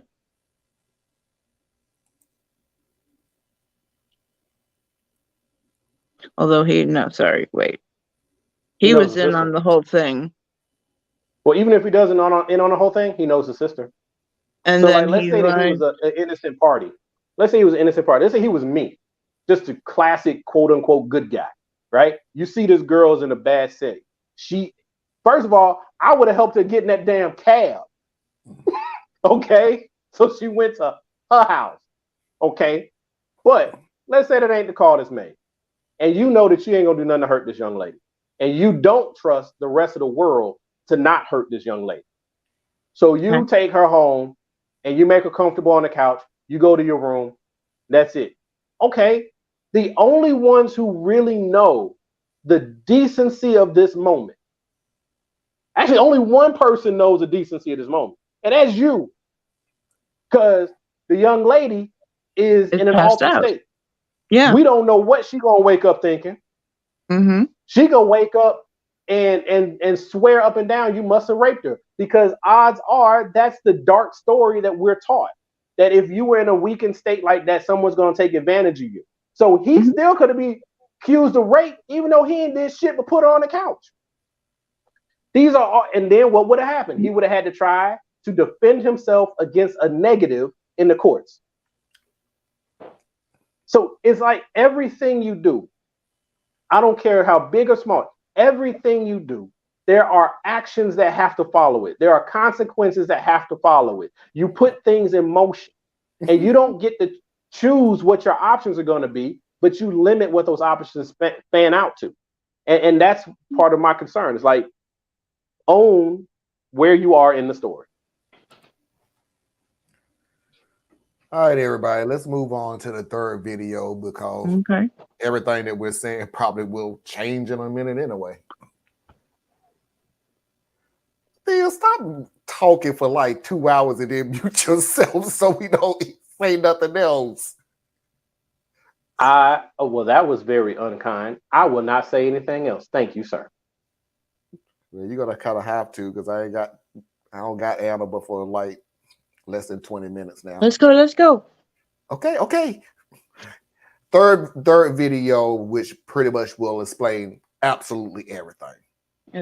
So, I never got back to my ex. I didn't know what to do. Eventually, he must have given my phone number to my parents as they texted asking to meet up. I never replied and was planning on organizing a Zoom meeting, but didn't need to, as they also showed up at my door. Well, my father did. When I answered the door and saw him standing there, I ended up throwing up, which he insisted on cleaning. That's a greeting. Wow. When he was done, we sat down and I just bursted into tears. My emotions were all over the place, and my father has worn the same cologne for a really long time, so when I smelled it, it just brought back all those memories. He tried to hug me, but I pushed him away and asked what he was doing here. He went on to explain that he and my mother are getting a divorce. He said he begged my mother to get in touch with me the minute I left, but she refused and said I was acting like a baby, and if I wanted to leave them after doing something so horrible, then I could do things on my own from then on. I asked him how long it took them to notice I was gone. He said they arrived back home on New Year's Eve and were planning on inviting me over so we could talk. That's when they got in touch with my friend, and she told them I left and she didn't know where I was. I asked him why he didn't listen to my side of the story and why they threw me away so easily. He just started crying. He said he never meant for things to get so out of hand and he wishes more than anything he could take it all back. I said when they found out Nikki was taking drugs and had dropped out of high school, they didn't throw her away. Instead, we all went on a holiday so she could focus on things besides drugs. And during that trip, she got hooked on alcohol, and each time they defended her over and over. He said he had no idea my mother was going to kick me out. He thought it was going to be for a few days, but then they decided at the last minute to spend Christmas out of state. My mother apparently promised him I would be allowed back home after they got back.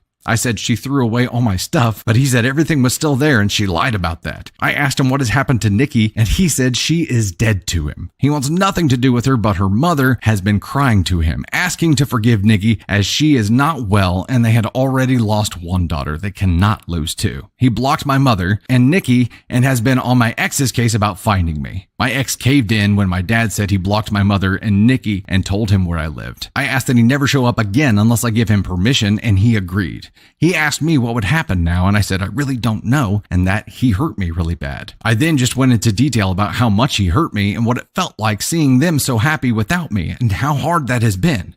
We were both crying by the end of it, but I was really glad I got it all out. It felt like a huge weight had been lifted off my shoulders. My dad then said he knew a few places around the area that would help get me a better apartment, and he said he would help me get a better job, but I told him I wouldn't be leaving this job as my boss helped me out of so much and I wanted to repay him at all costs. I said I didn't want him to do anything for me. But I said I do want to reconcile, but it has to be on my own terms, and it's going to take a very, very long time to trust him again, and I may never trust him again. He said he would do anything to make up for what he did. I asked him why Nikki did this and if she said anything about it. Well, she said she thought my ex deserved better than me, and she wanted to see him happy because he was making too many sacrifices in the relationship. She loved him like a brother and wanted to break the engagement off. So that night she asked her friend to come and escort me out of the club so she could get photos and take me home so her plan could work. She said nothing sexual happened. I went to sleep on the sofa and that was it. He was up playing video games all night until I woke up, which he has proof of, apparently. My dad was planning on getting my stuff from my mother's house and bringing it to me, but I told him I didn't want any of those things anymore. He then went to ask about Nikki's husband, and he said my mother has been hush-hush with the entire situation, but he had his number and wrote it down for me. After my dad left, I decided to call Nikki's husband. I was sweating the entire time and felt so sick. What if I could hear her in the background? Well, anyhow, he picked up. I just spit everything out, which I deeply regret because I should have eased into it for him. He sounded really confused and I explained the entire situation again. I went into detail about her drug and alcohol problems. I was honestly expecting him to curse me out for defending Nikki. Instead, he let out a long sigh and, well, turns out he had a feeling she wasn't exactly innocent. Turns out her and his sister have been having problems, and she's been spouting nonstop lies about his sister and has caused a huge rift between them. His sister didn't even attend the wedding. Just shocked. I'm just complete shock. Red flags here. I told him I was sorry, but he should make things right with his sister because Nikki was the problem, not her. We spoke a little more and he hung up. I'm not entirely sure what he's going to do with that information. I hope he cuts his losses and leaves her because he sounded like a really nice person. And even he has lost his own sister because of Nikki. So I've decided to reconcile with my dad. My mother has always run the show their entire marriage, so the fact that he's putting his foot down and divorcing her and going no contact with Nikki shows that he is serious about wanting to make amends. I don't think I will ever reconcile with my mother, as she thinks Nikki is a victim also in all of this, and at this point, I don't care to listen to her excuses. If she reaches out and we talk, I'll update and post again. For my ex, I haven't had the time to meet with him and talk, though my dad mentioned he wanted to come with my dad, but he told him I would be too overwhelmed if both were there, and seeing them separated will help make clear decisions. He also mentioned my ex was arrested for assaulting Nikki's friend, who lied about the entire situation. He was being charged, but the charges were dropped a few days later. I will update the post again when I have time to speak to my ex. Thank you guys for being so patient and so caring and just amazing. So there's the story. There's the simulation. The similarity from yesterday's story, which is why I put it in real or nah.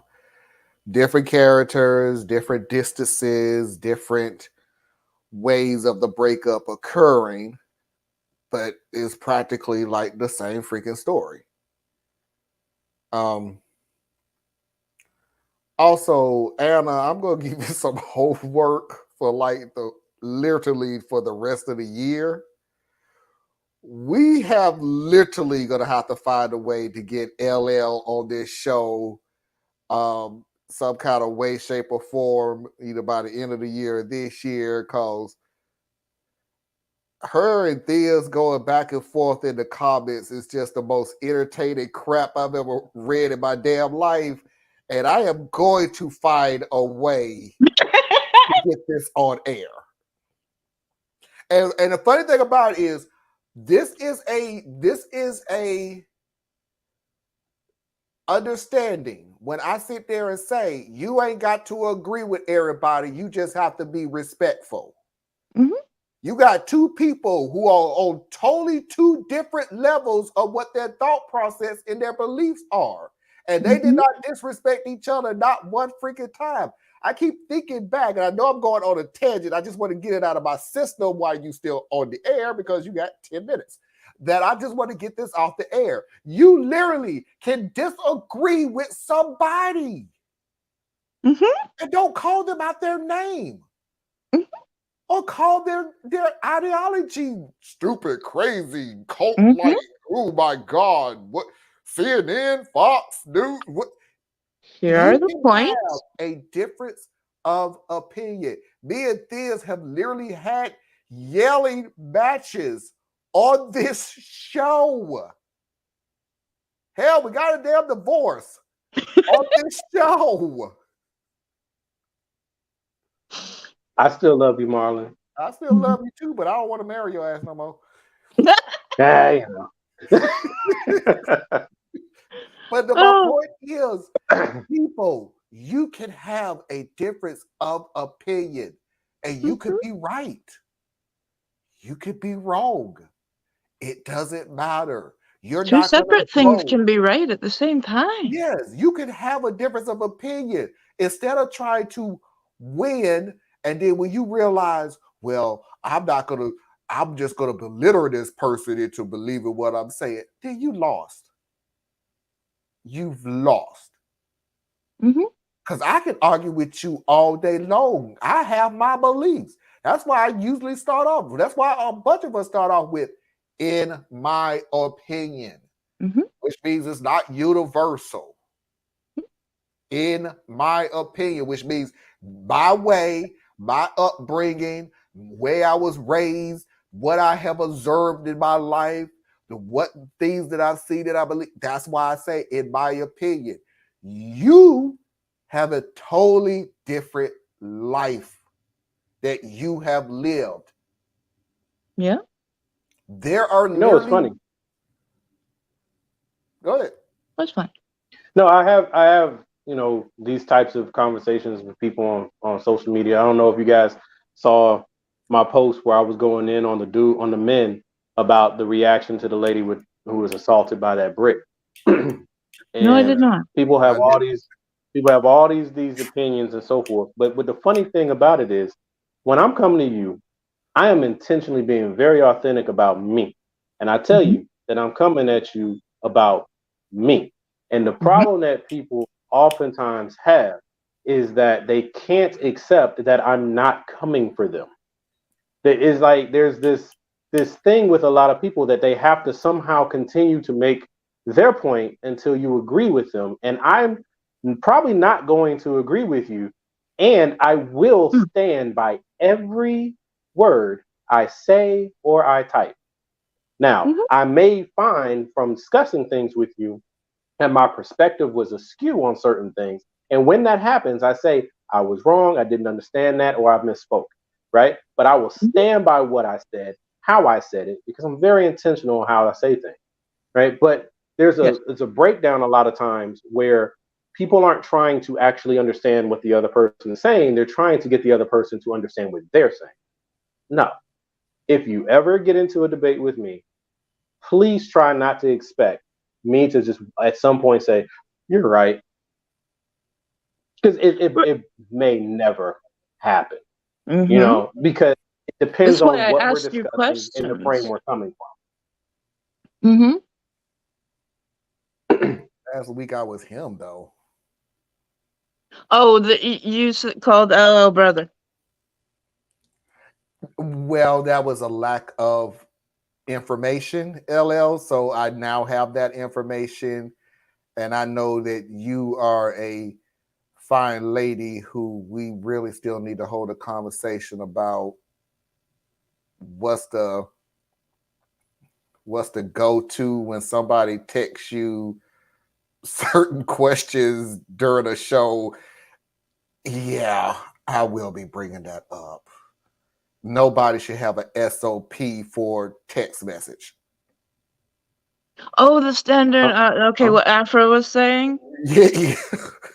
Oh, that was Afro. I thought have that was standard operating LL. procedures for everything. No, it was somebody else. It was somebody else. It wasn't LL. It wasn't LL. That was Afro. But I think it was Afro. yeah, I believe so. I believe it was someone I didn't quite recognize their moniker. But you got a question in the comments from Evil Ways, and only you can answer this one. So, who chooses topics of discussion here, and what is the goal of this channel?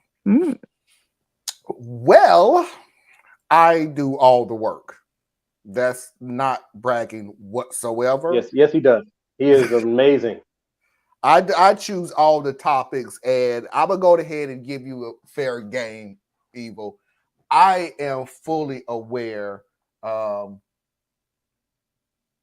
Oh, thanks, dear. She put my clothes in the dryer. Thank you, babe. I'm fully aware the show is not for everybody. Quite aware of that. What I do is there's political, there's social, there's economic topics that I feel like that we need to discuss on this show. If you watch our Saturday show, as much as I like to say it's the more lighthearted version of the show, and to an extent it is. But our show I have come to the realization that this show can make any topic political, social, economic, so on and so forth. Which is why if you stick with us, Evil, it's kind of funny. Stick with us, Evil. Stick with us, Evil Ways. You will realize that if you look at the and I said this last night, if you look at the shows that I put out throughout the week, and Theus, you wasn't on the show, so I'll tell you this too. There was a part of the show where it was a two-parter. A part one and a part two. I like to do that a lot because it's very long. What you don't realize is that the subject that I did a two-parter on was not the original subject that we talked about. We have a tendency of we could take a topic and go far left and talk about a different topic. The only issue that we have is the topic that we go far left on is effing good. So I can't take it out of the show because it is essential to our thoughts and our beliefs. So I'm fully aware that this show is not for everybody. But understand and believe me, if you stick with the show long enough, you will get with the gist of it because we do it. We have done it so many times. We can sit here and talk about tree leaves falling off a tree in the field. We will end off with, and that's why I can't believe that people are justifying slavery and putting up monuments and they think that it's okay. We have literally done this before. But what I want you to truly understand about this show is it is informative. We try to educate and we try to entertain. We're just all over the place. We are the most disciplined, non-disciplined group on the face of the planet. But best believe when you watch our 3-hour show, you would think, wow, they're very undisciplined. They can't stick to a topic. Then when you watch the segments that I put through the week, you go, wow, that's a real disciplined group. They really stick to the topic. Not realizing, no, that was the undisciplined part. We just went to a totally different damn subject. But I would really just say that, we take either current events or just familial situations and then pontificate. It's for the conversations because, like you said, our conversations can start at point A, but we'll go to point Z in no time at all. Or Z for Americans. And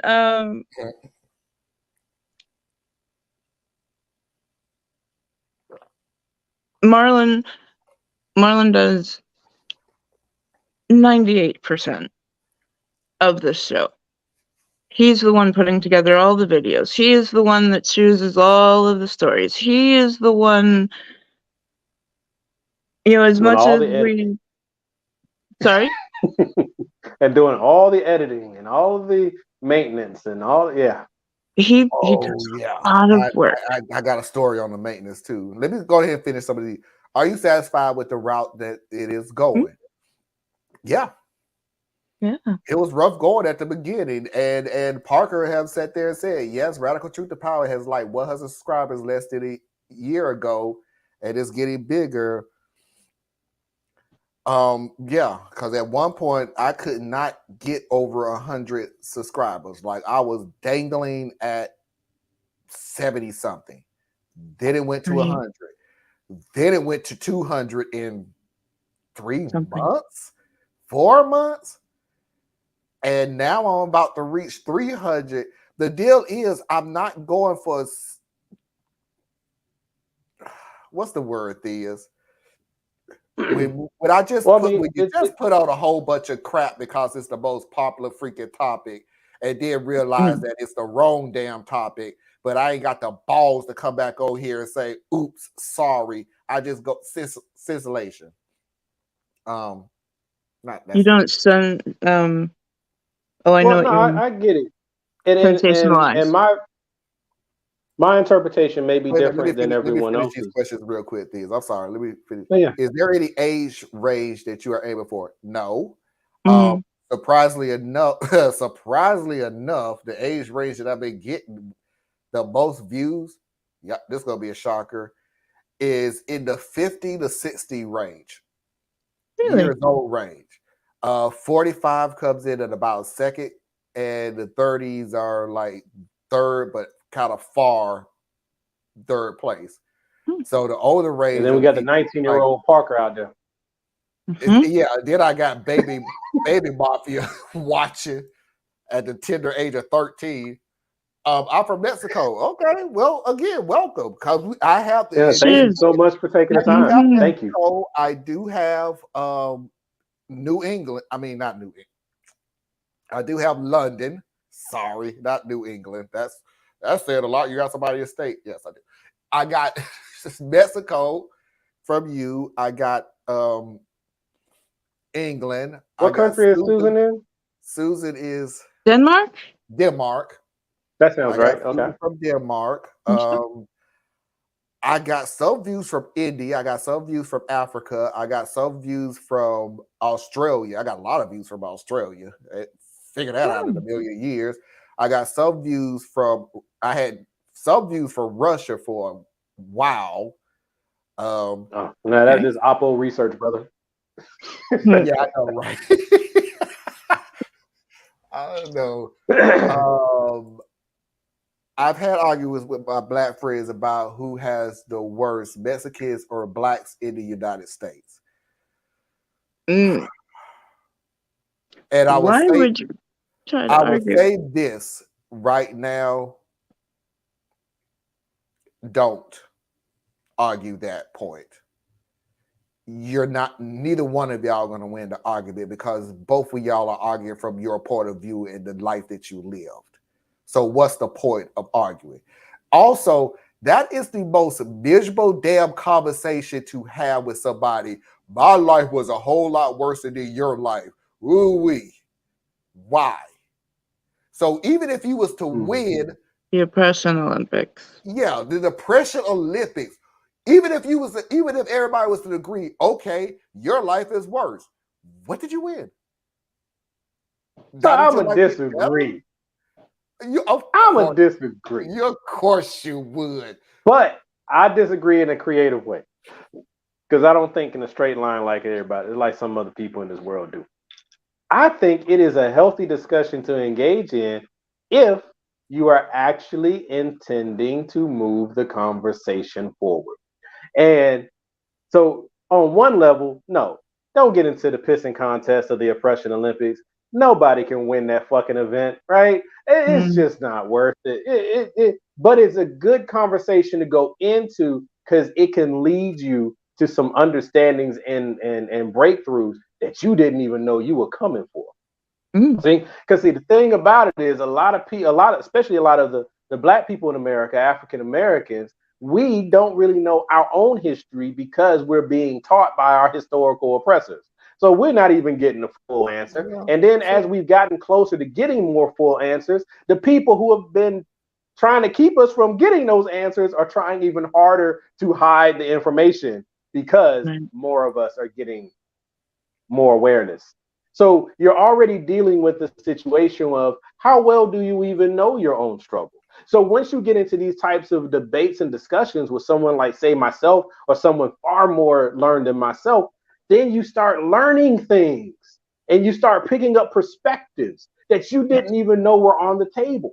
Like, it was only because I interact with so many of my Latino friends, so I can't necessarily say they're all Mexican because I only know a couple of Mexican people. Because in Georgia, it's just weird, man. This fucking place is weird. But when I lived up north, I'm sorry, sorry. I really need to cut in and say good night. Anna, thank you so much for coming on the show. Love you, Anna. I appreciate it. You're the reason why we got Evil to come on the show in a way. So I appreciate you getting another viewer for us. Thank you very much. Have a good night. Enjoy your family. And I'm really jealous this is only 7 o'clock at your place and it's 10 o'clock here. But I love you. Have a good night. Good night, Anna. Good night. Go ahead, Theo. No, but then like start talking to other people because that's one of the things that's a self-limiting and we don't even know always that that's what's happening to ourselves. So when you get to talking to people of different backgrounds, and we're just going to use Mexican in this particular case, then you start learning things about how fucking half of America, you know what I'm saying, was stolen by illegitimate warfare. So they cut their country down to what it is. And then there's the geopolitical things that go on. And then there's what happens, and a lot of black people don't know this, but what happens in our legal system. See, the legal system is set up in such a way that it goes after our young men, black men. It goes after our young men and disappears them into the system. But it's a whole nother game when we're talking about when they go and get someone of Latin descent and disappear them into the system. Because see, when they disappear one of my children into the system, you got an inmate number, they know where you are, they're tracking everything you're doing. But for some people, born in America, 100% American citizen, but because you speak Spanish as your primary language or fluently, so you have an accent, you always run the risk of some bigot with a badge pulling you over and pretending that you are not a citizen. And now you have to justify your own defense. And if they do suck certain people into the system, be they illegal or they be citizens, they can get sucked into the system and never have a classification. They can just float around in the ether out there because they're being held under detention of violating international law as an immigrant. So it's not even the same as you getting railroaded for, a petty crime as a black person. So everybody's got a lot of bullshit going on and a lot of trauma happening, but you don't get a chance to learn some of it and see some of it until you run into other people. And it's when you start learning things about the plight of the poor white person in America and some of the shit that they have to go through, or our indigenous people and what they have to go through. I'm going to leave it with this. Black Panther Part 2. Did not enjoy that movie except for this. There were some wonderful undertones to that fucking movie where it was showing, yes, you have your grievances and you are justified in your grievances. They do too. Now, where do our grievances line up and what can we do together to make things better for other people? There you go. So that's why I say I disagree. I think it's a great debate to get into if the people that are involved are on some level interested in learning something.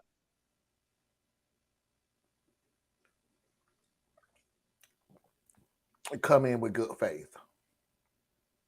If you're gonna you ain't even got to come in with it. No. Okay, we back to my opinion. I'm too old. I'm sorry. I'm not. I cannot sit here and play this game with you. Where and Evil, you will understand as if you keep watching this show, when I say the laminated piece of paper, so you're new here, so I'll explain to you the laminated piece of paper. The laminated piece of paper is that paper where they have an answer to every question that you have with every question that they ask you. So they ask a question, you give them an answer, they look and go, okay, yeah. So in other words, I'm gonna go ahead and skip. I'm gonna go ahead and skip to Foxy video of the week just to show you exactly what I'm talking about. Let me hold on. Let me before you hit the button, Learn Life had a comment. Acknowledging the struggles isn't the same as deciding who has it worse though. I agree. What I'm getting at is the conversation can start with us in a pissing contest of who had it worse. Because you know, that's what's the low-hanging fruit. It's the easiest thing. Everybody loves to be a victim. Very few people want to put the effort to be a hero. So they're going to come in and they're belly aching and you're belly aching. But the beautiful thing to me about that is if you're in the mode, right? Like Marlon was saying, you got to be in that mode. If you're not in that mode, then don't even engage. Like, find a way to get the fuck away from it, because you don't want to be in a game of rhetorical fetch. You know, well, I had this happen. Well, I had this happen. Wait. Hold that thought. Just hold that thought. This is what I mean. This is what I mean. I ain't mean to interrupt you. This is what I mean by not getting to conversation. I'm not even going to take anybody down because it's 17 seconds long, but it's the truth. Arguing with a Trump supporter is like 2 + 2 is 4. Yeah, well, what about 2 + 3, huh? That's not 4. That's a different equation with a different answer. Oh yeah, where'd you hear that, CNN? See, that right there. I'm too damn old to hold a conversation with you when you come in bad faith. I'm just not going to do it. I'm not going to waste my time. F you. You're going to believe what you want to believe, and you're trying to get me into an argument with a got you question where you keep moving the goalpost, not left or right, but left, right, up, down, 50-yard line, into the seats, outside into the parking lot, up the street from the stadium. And no. I'm going to say this real quick. I'm going to get to the comments and we got to move on. I was saying yesterday about Trump's and Trump going to court and it being televised. And I said, I'm so on the fence of that. Because I understand where people coming from with, all right, it's being televised. Now these Trump supporters can see exactly what it is that's going on, and maybe they can see the light. And I'm just looking at you like, fucker, it's been 8 damn years. Do you really think you televising it is going to make them see the light? All you really doing is you may save 2-3% of people going, okay, this is really fucked up. The majority of it's going to be ready to go look at Fox and see their breakdown video to a certain point where they can skew it back in favor of Trump. But that's not really, like, that's not the objective, though. At least it shouldn't be. Like with this situation with Trump, I think it should be televised, because I think now, you know, right and wrong and good and evil are, you know, shaded words from a comic book world. But if you're on the side of trying to do things right, so to speak, you should be committed to trying to keep the lights on as much as absolutely possible. So if you do televise it, you can't make people watch it, and you can't make people actually process the information you're giving, but you're doing it in the light of day, right? Yes, it's in front. Whereas if it's not televised, now you're doing it in the dark. And that doesn't necessarily mean that you're doing anything unscrupulous, but because you're doing it in the dark, you're leaving it all subject to imagination. So that's why I would say it's good having it televised, because I think the lights need to be turned on here. And while those of us who are in this thing where we're absorbing politics constantly, we're already kind of well briefed.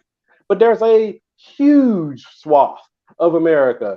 They purposely have never turned on CNN, MSNBC, Fox, Drudge. They don't look at none of that. Okay? So this would be an opportunity for them to actually see some things for the first or maybe even second time that they've ever really heard it, you know?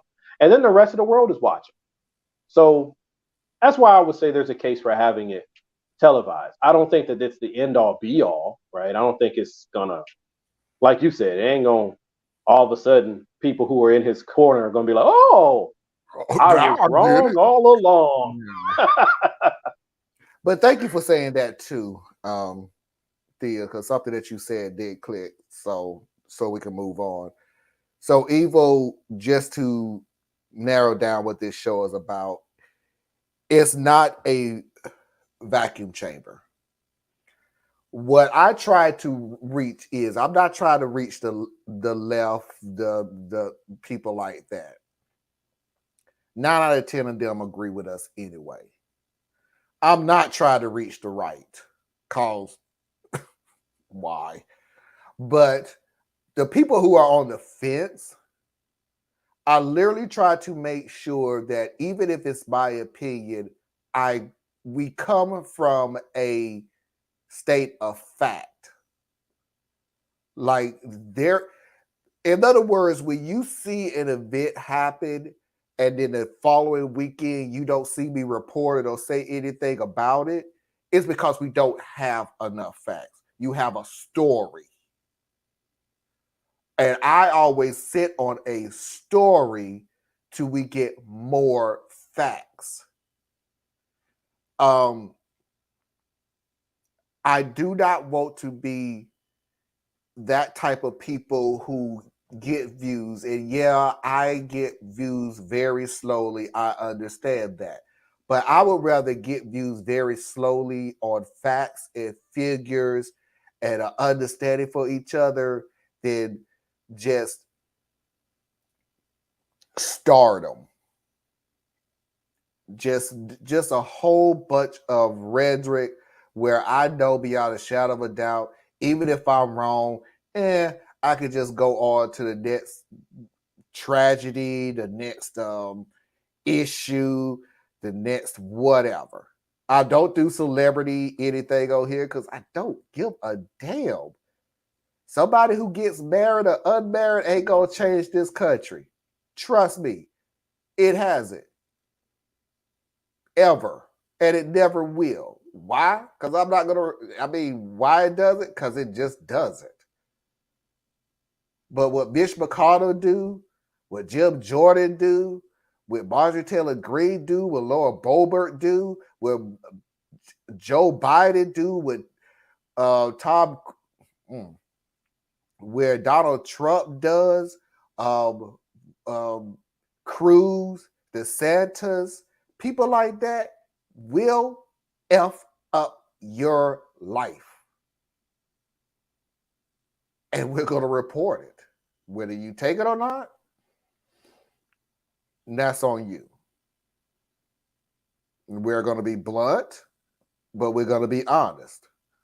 That's why we talk about Mitch McConnell. I was talking about the human beings where if you see this as somebody else, maybe you need to get the side out that, hey, look, grandpa, grandma, look, I looked at this video and these are the signs that there may be an issue. So we need to take this a little more seriously. You're getting up in age like that. And I don't want you to suffer in your old age. This sure as hell ain't fucking with damn Mitch McConnell. Fuck Mitch. I done told you that millions of times. I did that with Rush Limbaugh. And I pretty much ended with, stop taking so much damn drugs that it kill you at the end. But fuck Rush. You can't, you to me, my opinion again, you can't fuck with me and my damn people for decades and think you're gonna get some damn sympathy because your ass died. Fuck you. Because that's your legacy. That's what you left. So you did, sorry. And I'm gonna move on. but ain't no tears shedding, and at the same time, there's no me going out in the rain, jumping up and down, going woohoo either because you dead either. That's personally, that's me. I don't celebrate anybody's death. But that's my point of this show. Sorry. Again, you done seen an episode of a tangent that we go off of, or me at least. And the later it gets, the worse it gets too, by the way.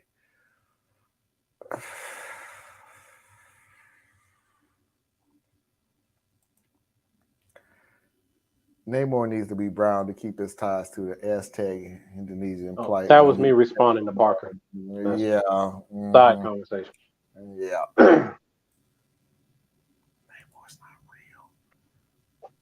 Although the funny thing about it is a video. I gotta put it up one day where they said the Barbie movie, or what some people are calling the Wakanda for white bitches. And I was like, and they was cracking up and laughing and everything. I was like, that's not funny. What is so funny about that? Till they literally broke down the Wakanda movies and the Barbie movies. It is the same movie. It's the same damn movie. I have to show you the video. Because if I do it now. No, because I mean, that's the thing, man. It's like, sorry, this one pricks a nerve for me, right? Yeah. Everybody wants to piggyback off of our shit. You know what I'm saying? Everything shouldn't be compared to slavery. And everything shouldn't be compared to something that we done did. The Barbie movie, to my understanding, because I did not watch it, because I'm not even trying to watch no bubblegum movie. Okay, it's just not for me. But my wife and my daughter, they went and saw it. They enjoyed it and whatnot. But from everything I've picked up from that movie, it's lighthearted, it's fun, but it's also highlighting the ways that the patriarchy limits and obstructs the ability for women to self-actualize and be their own person. Right. So that's a message that needs to be out there, because even to this day, women are continuing to be obstructed in these pursuits. But Wakanda, the whole Black Panther thing, you know, the underlying story, so not the overarching story, but the underlying story is about survival up against oppressive nation states, right? America is the nation state. Wakanda and other European nations, Wakanda had to basically hide from the world in order to not suffer the same fate as the rest of the African continent. Namor and his people had to hide underwater, away from the world, to avoid total oblivion. Now, how does that tie in with fucking Barbie?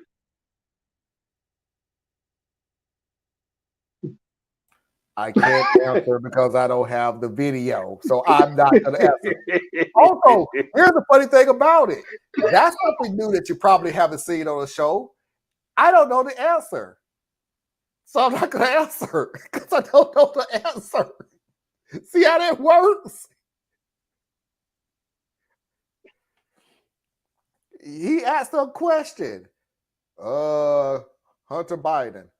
I'm not going to do that. I don't have the answer to it. I'll investigate. Evo, thank you. I appreciate it. You can always come on here and ask questions in good faith, and we will answer the best of our ability. But we're going to have to move on because it's getting late. Really late. I'm going to, Am I the a-hole?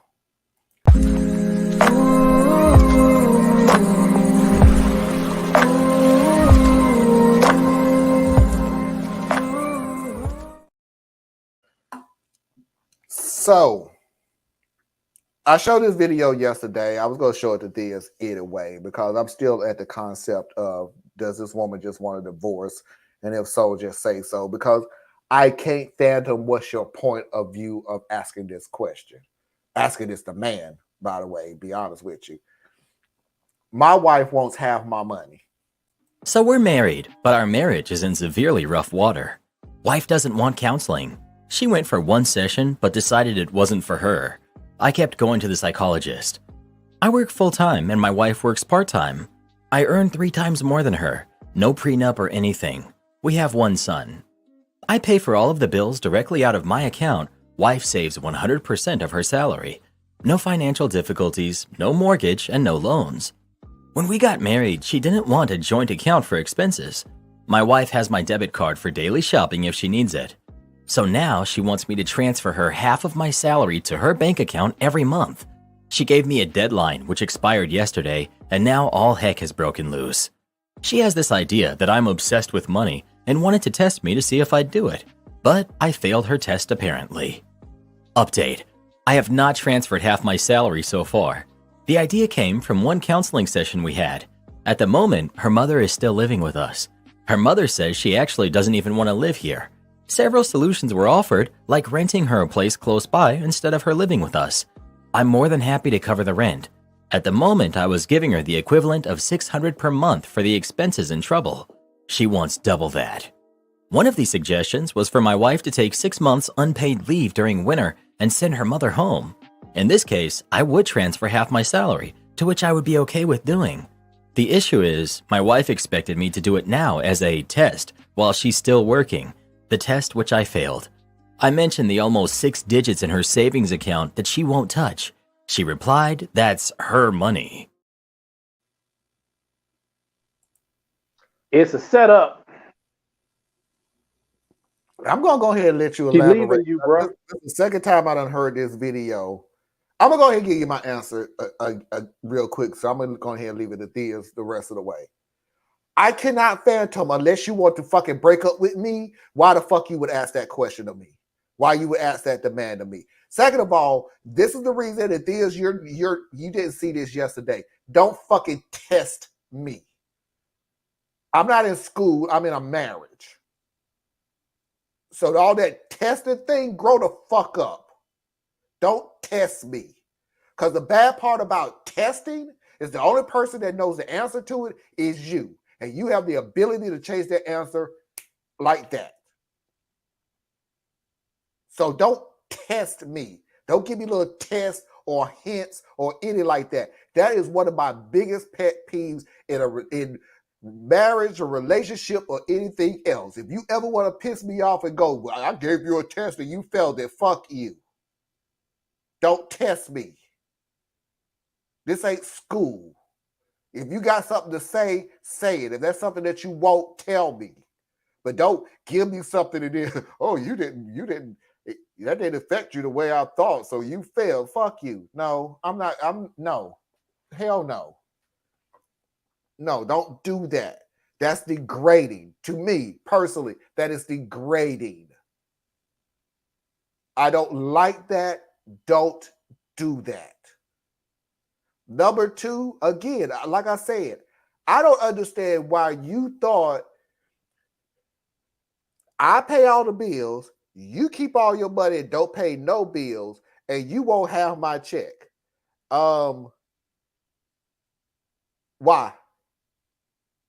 Well, you don't need to know why. There's an issue. Simply because you said, I don't need to know the reason. Yes, I do. So I'm going to look you straight in the face and tell you, if you want a damn divorce, just say so. The reason I even say that is because if there's, you remember back in the day, I know we from different planes, but we from the South. You know that whole thing about I ain't got the balls to break up with you, so what I'm going to do is piss you off bad enough that you break up with me, so I look like the victim and you're the bad guy. And that's what this sounds like to me. Like, I'm going to ask you the most idiotic damn request that you possibly can just to piss you off so you can go, fuck you, I wanted a divorce and I'm out of here. Clutch pearls, why? Okay, well, never mind. Give me the paper. I'll sign my name. I can't fathom why you would have this request. I just don't get it. And now I'm going to pull a Theus. I ain't got much to say other than say, man, it's a setup. And like you said, you know, I suspect she's playing on everyone's fear of facing the reality of situations. I'm that one, man. You know what I'm saying? I'm non-confrontational, believe it or not. But when I think that you were trying to paint me into a corner, I come right at it. Right? If you are gonna come to me, first of all, here's what we not gonna do. What we not gonna do, I don't give a fuck how much money I make. What we not gonna do is I spend all my money, you spend none of your money, and you want to know what's happening with my money. See, that's where we're gonna have a problem. Now, I can pay all the bills. You could have your whole salary, but I will know exactly how much you got because you know exactly how much I got. If there's any breakdown in that equation, we got a problem. So then on top of all that, you come to me and you say, give me half. Oh, no. You might get half, but there's going to be a judge and some lawyers involved. You ain't going to just get me to give you half. And then after I done gave you half, I guarantee you what your next step is then the judge and the lawyer are going to come in and you're going to ask for more because I have now made you accustomed to having access to this particular act about a money. We're not doing this. Oh, no. Especially if I make enough money that I can even do all that. Oh, no. Yeah. Call the boys. We got to go to church. We got to go to court. That's where we going. That's where we at. And I have no problem with it. But I ain't got to worry about all that because my wife married me broke. Everything we got, we built together. She done put up with me for damn near 20 years. Well, actually more than 20 years if you count past being married. But for damn near 20 years, she done put up with me. Yeah, if we got divorced and she wanted half, it's because fucking she's supposed to take half. You know what I'm saying? Look, but and here's the funny thing about it, though. I don't even believe it, and God forbid, but I don't think it's gonna happen. Me and Foxy get a divorce, and she asks for half. She ain't gonna ask for half because she know we ain't got shit. So it's like a half of what? I know what you got. So right, but this is a situation where somebody is probably he's high professional class, and then she's working whatever job she feels like working. Right, maybe it's something she enjoys or something like that. Right, so she's just pursuing her happiness, and he's making money. All right, cool, and I don't care. I know y'all are out there. Flip the roles. I don't give a fuck. Do the Halle Berry scenario. I don't care. But what I'm saying is, don't fall for the okie doke. This don't smell right on no level. I just got to look at her and say, hey, like you said, Marlon. So are we on the verge of a divorce? And then she probably gonna say, how could you even bring that up? I was just seeing if you would blah, blah, blah, blah, blah. Well, I'm just seeing if what you were trying to move towards is a divorce because what you just asked me is not normal. So explain where you coming from. Don't need to be willing to just have them uncomfortable conversations. She getting half of the cigar, and the hell she is. Now I'll fight that in court. I'll fight that in court all the way to the damn end. She ain't getting half my damn cigars. You saw Parker's comment about you drinking that woke beer? Yeah, whatever, man. Whatever. I try to do that all. I don't even know how to edit that because I have got to find a way to edit that because, Parker. Just a side I'm note. offended you drinking the Bud Light. Dude, I'm really trying to stop drinking, period. So leave me alone. Then it makes sense because that's beer water. So I was just Parker came in earlier this morning and said that the video from yesterday was banned, blocked. Ooh. The whole video from everywhere. And I could not figure What out did you why. do? Here's the. I'm gonna go through the sequence of everything. It was bad because literally, it was bad because of the last video before I played the outro to leave. So I said, okay, that's it. It wasn't that damn interesting of a video anyway. So what do you want to do? You want to cut that part? Sure, I don't give a damn. Just take the video out. They went through the whole rigmarole. The video got put back up. Okay. The segment is still there. Oh well. What they'll ban you again in a few days when it comes back around, and they'll call it your second offense. No, they're gonna blame it on you. Too much cussing the first hour. The children. Foxy's videos of the week.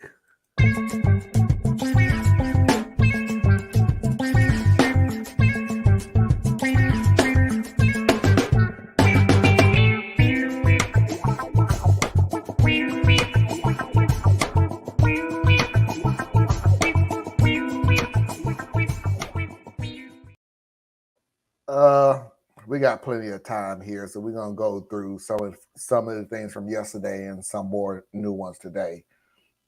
But I promise you that we're gonna end off on a good note, like I tried to do last night instead of bad videos, but it was bad, you bastards. So here's the video from yesterday that I wanted Theas to look at that everybody did like.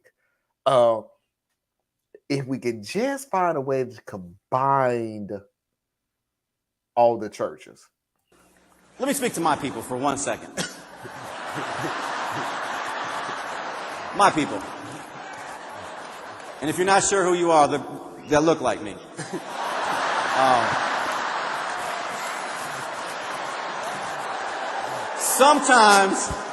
Sometimes we believe enthusiasm and energy is unprofessional. You know, you've been at some white churches. All I'm saying is that it wouldn't hurt to, smile a little bit, sit up in the chair slightly, uncross your arms, that type of thing. But wait a minute, for my other people, on my wife's side,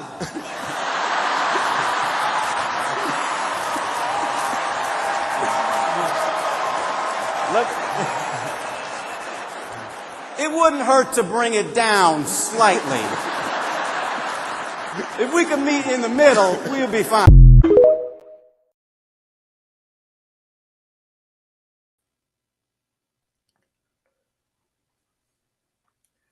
What I was saying yesterday was when I was younger, there was churches so large in my city that they was able to get on local television, but it was on, in whatever city, the city that I was in.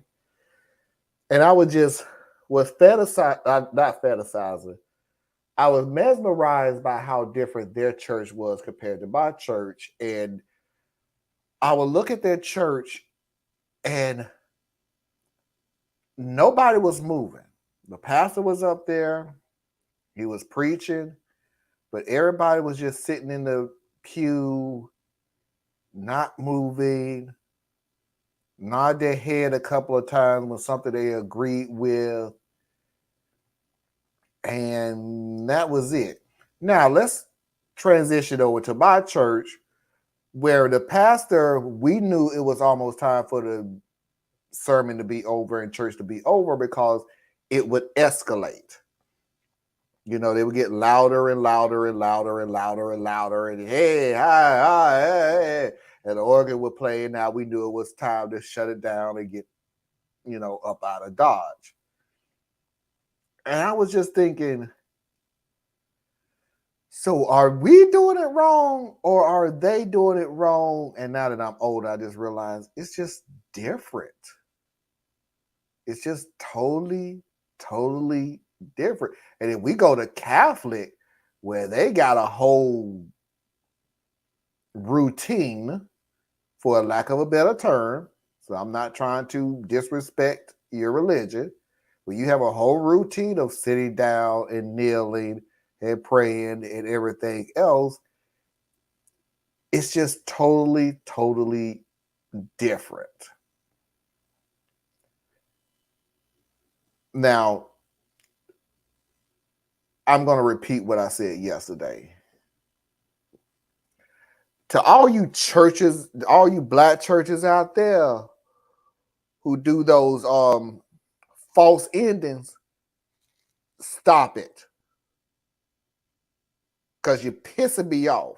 When you don't got to that crescendo of preaching and everybody hooping and hollering and dancing in the aisles and dancing up at the pew and dancing on the stage and everything else, and everybody done calm back down and everybody done sat back down and the organ will stop playing and you go, okay, we're going to have to get out of here. Oh my God, that's sad. But yeah. And if we start all over again, stop it. I got to go home. That's part of the show, Marvin. Stop it. The game starts in 15 minutes. Let's wrap it up. I will look at Sister Glory. Hallelujah. Sit down. You dance the first section. Sit down. You don't get an encore. Sit. Let's go.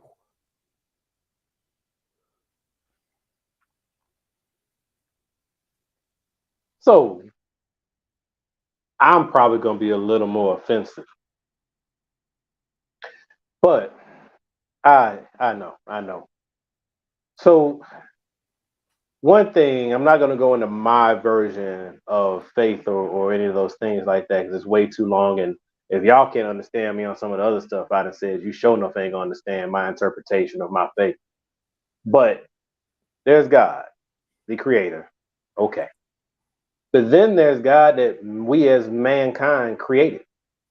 And when we created God, we came at it from different angles.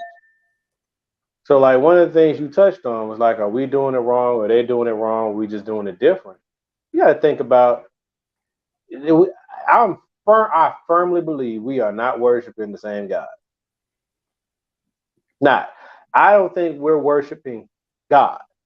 We are worshiping the gods we created.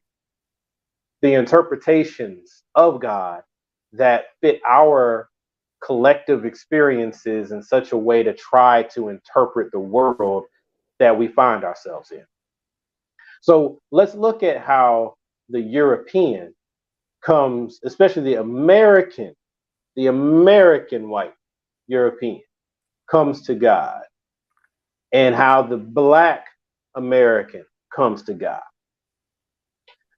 One came to God as a conqueror, already in charge. They are praising God in a more subdued manner, in my opinion, because it is the way that you would come when you are not aspiring to something. You are seeking to just say thank you for the dominion that you have. Thank you for blessing us with the bounty. Thank you for the safety and prosperity of my family and my community. That's a very subdued tone.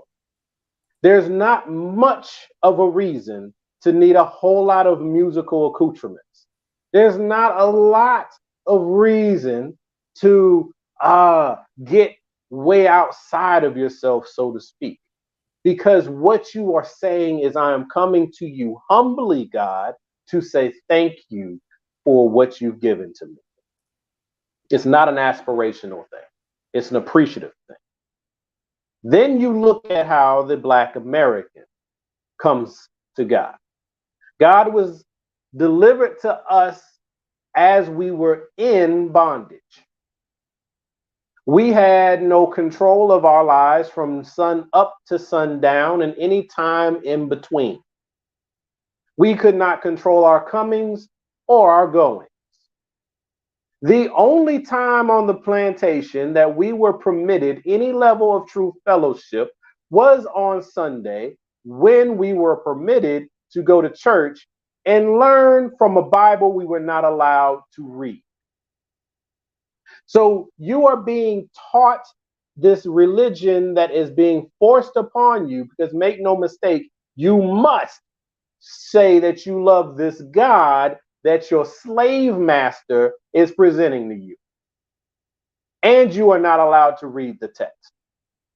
So all you have are interpretations and stories. So of course you come to it from an aspirational position, and you get much more of that which you get from us. You get much more of the energy behind it because you are trying to gain God's attention. You are thanking God for keeping you whole through the struggle. You are thanking God that you did not die at the end of the lash like your brother or your sister. You are thanking God that you happen to have your children on the same plantation with you instead of them being stolen away from you. You are thanking God that your daughter is still alive even though she is raped mercilessly. So yes, we come to have church services in a whole different way because we were sold God as hope. They were sold God as the realization of favor. We were seeking grace. They are receiving blessings. So our church services, historically, they just don't feel or sound the same. Where you then come into part of my problem, which is why I say we don't worship the same God, is because we claim to worship the same God. And yet, the benefits are not anywhere. There's no synergy here. So who's doing it right? Who's doing it wrong? I don't know. There's actually a case to be made. Get ready to get upset, my fellow black, get ready to get upset, my black Christian family. There is a case to be made that we are not worshiping God in truth and in spirit the way that we should, because the ones who are receiving the blessing that is pouring out of the window greater than you could have hands to receive are the people who have been your opposition for as long as you can remember. They are the same people who conquered every corner of the globe. They are the same people who have destroyed every indigenous culture that they've bumped into and are actively looking for more. So, yeah. But I did like the video because I like his humor. Because what I gained from just that short moment is this is a man who is looking at humanity as it is and saying, hey, if you can't take a joke, we got a problem. So here's what's funny about how we do it. Here's what's a little funny about how they do it. How do we come together and do it together? I think that's a wonderful sentiment. But that would mean us having to get to worshiping the God and not our gods, because our gods don't like each other. And the proof is in the pudding.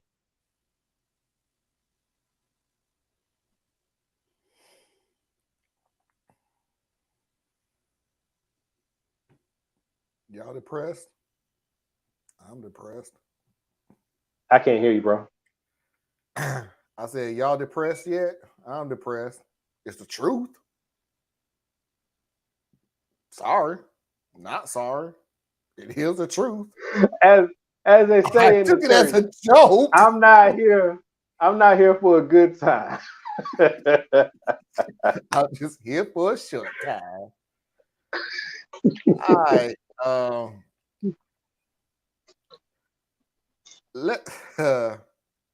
I'm gonna skip that one because there's no way in the world after what you just said I'm going to play that video, cause woo. But I will play this video. Okay. The right, conservative, Trumpist, MAGA, Fox News, whatever you are, whoever you are, whatever. You're getting lazy, really, really lazy. It ain't like y'all was woke to begin with, but at the very least, you was putting forth some type of effort. You ain't even trying to put forth the effort now. Blaming a storm on Biden.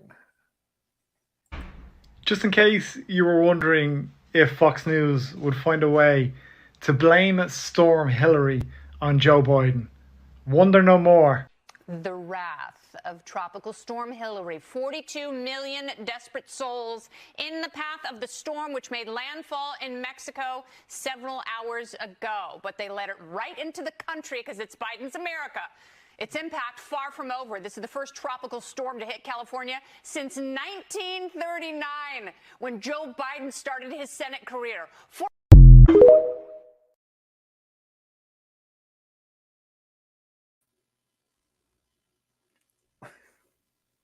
Now, who says conservatives can't be funny? It is.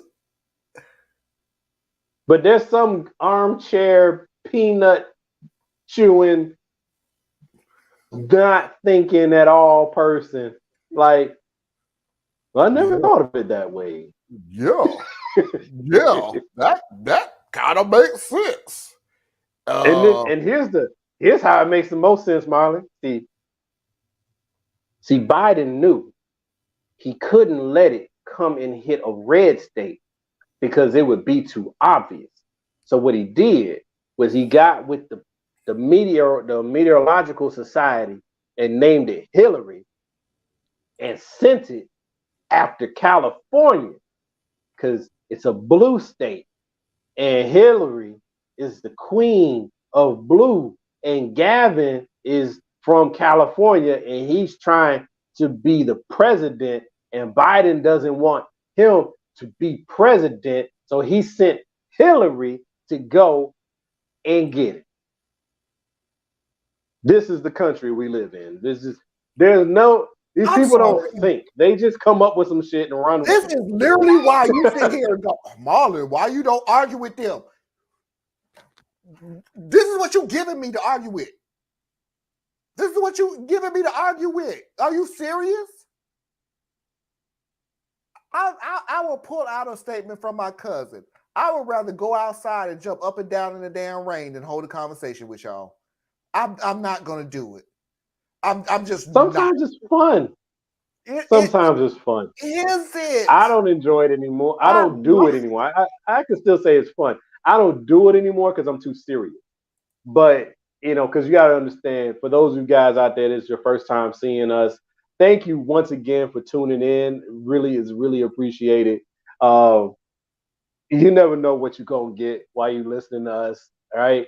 But you got to remember, I'm in a bunker mentality. I am functioning on how do I work with my community to strengthen ourselves and put us in a better competitive position economically, socially, and politically. That's where my passion is. That's where my heart is. How do I tie into the Black community and bring us forward? That's it. But within that, there is the cooperative arrangements that I'm most passionate about, which is I hope that there are similar efforts being made in the Mexican, El Salvadorian, all the various Latin communities. And then I'll work with those groups through my group, and we can do similar things where we can overlap. But, we up against, that. You know what I'm saying? Like, and we're losing, right? But it's only because of the infrastructure that's in place. And so I know it sounds like I'm like Debbie Downer, but you got to look at your opposite. I specifically picked this video for that. I specifically picked this video to the realization that I want y'all to start realizing that y'all are not fighting ideologically juggernauts. You're picking people who literally, that's why I had a problem with the televised version of the Trump case, because I know what's coming, where you're going to TikTok the living hell out of the damn whole court case to argue your point. But that's am I fine. mad about? But am I mad about that? No, I'm more mad at the fact that, but that's what your audience wants. Yes, but this is it. We can make jokes about what this person said. I'm sorry, Paul. Deal. Let me say this real quick. Go ahead.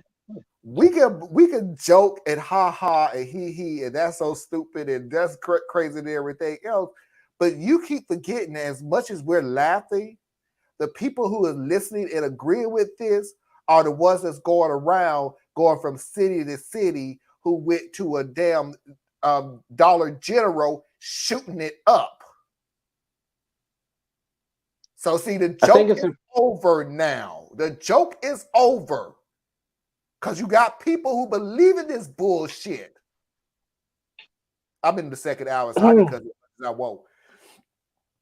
Who's believing this crap and just doing what Fox, sorry CNN, but your ass done got into the damn rut too.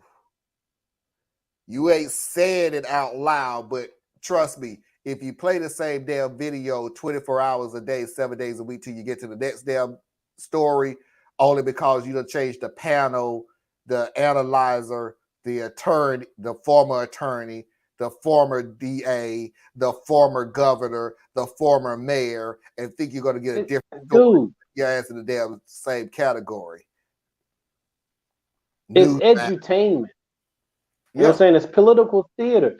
But like, I think it's important periodically, not always, because we can't always play in the nuance. But I think it's important periodically to split some of these things up a little bit.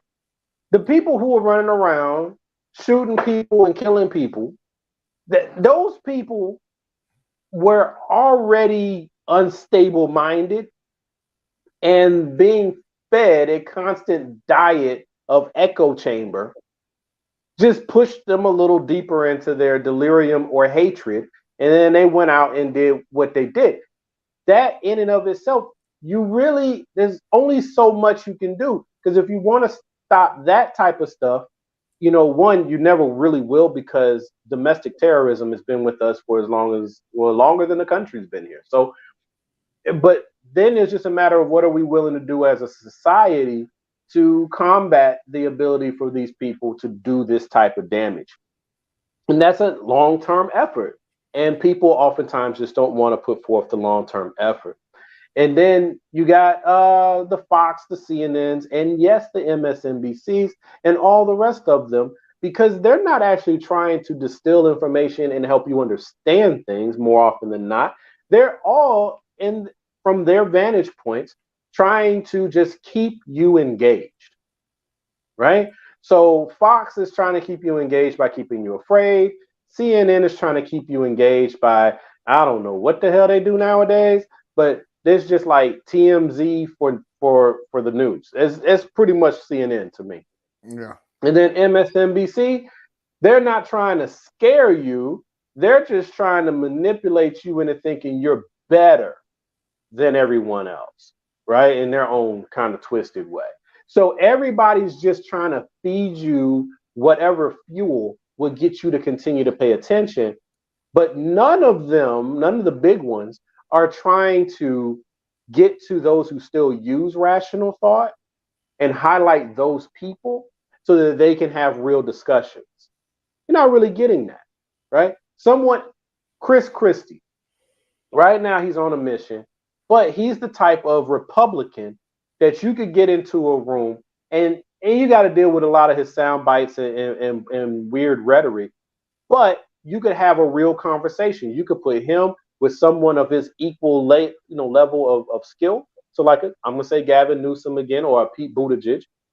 You can get these kinds of personalities together and they could really have real good conversation. But do you ever see that happen? Instead, they go and get the different talking heads, put them on there, and they give them the marching orders before they turn on the camera. So they have to play a role. They have to play their character for their little segment. So they got that problem going on. And then you got your Trumpsters.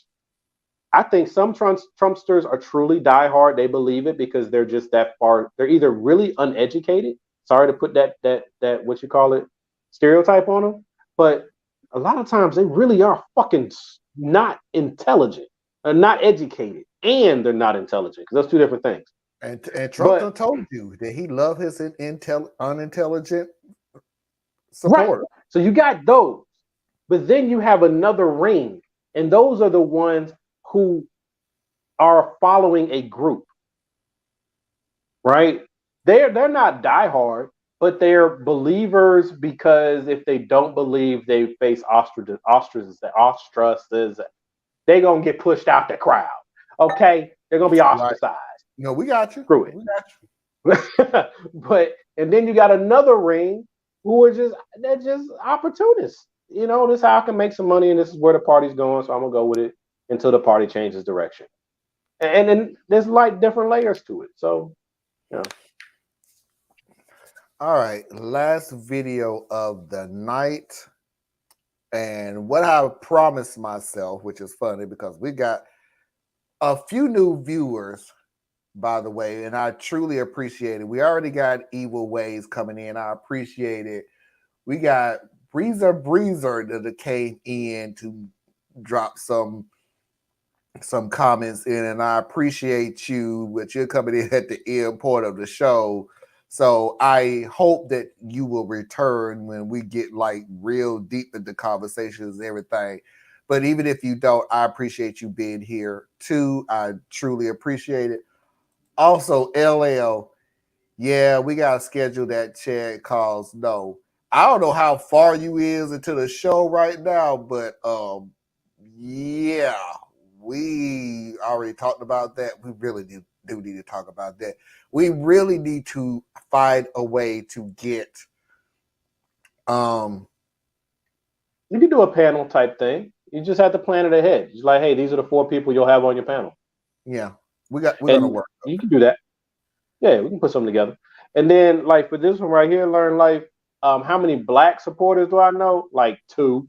And one of them is a relative. I don't know what the hell's wrong with these people, but hey, whatever. You know, they're so far in the margins that they don't really matter.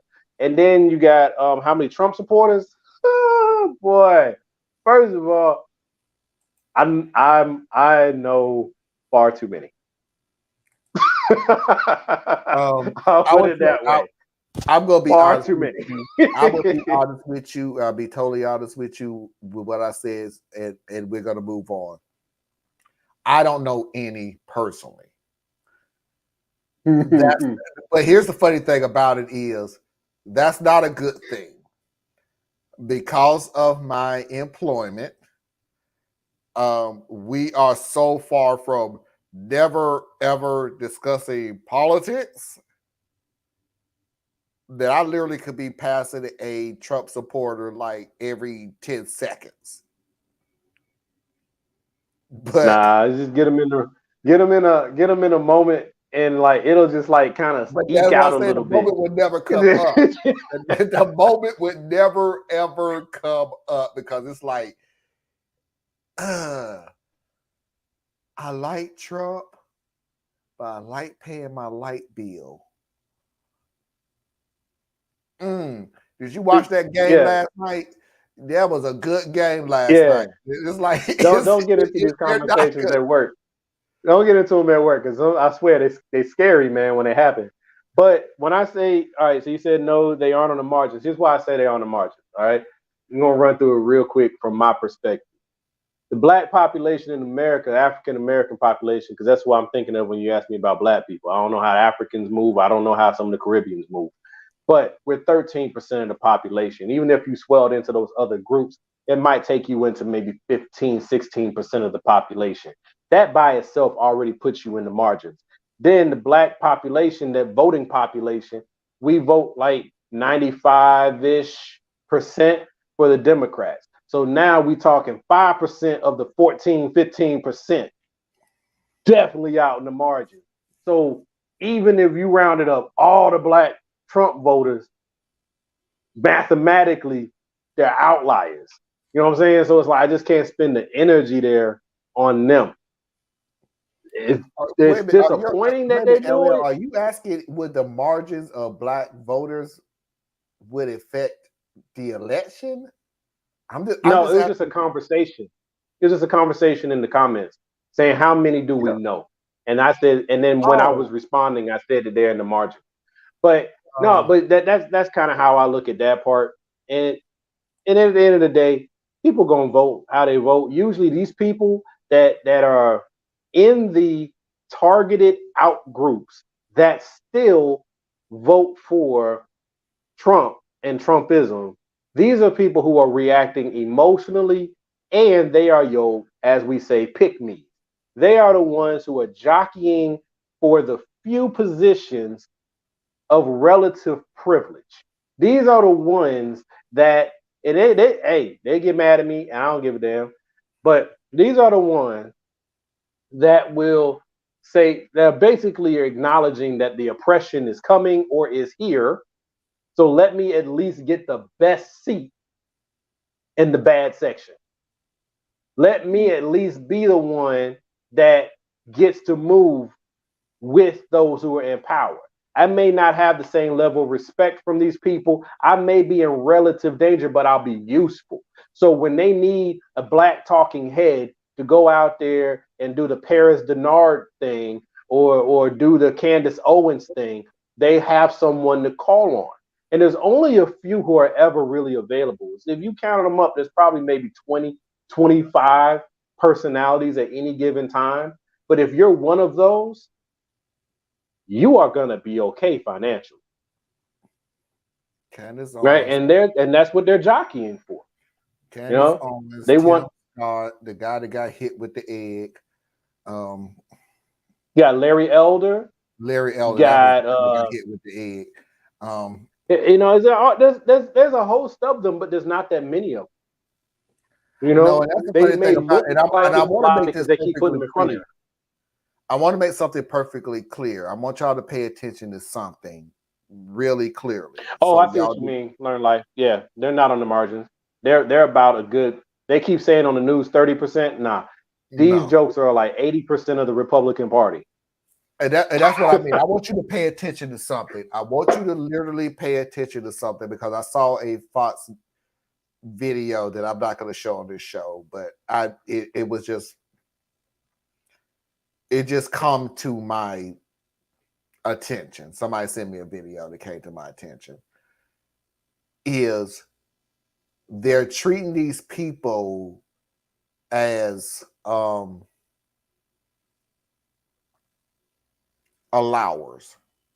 I literally know I just made up a damn word, but that's the only word I can come up with.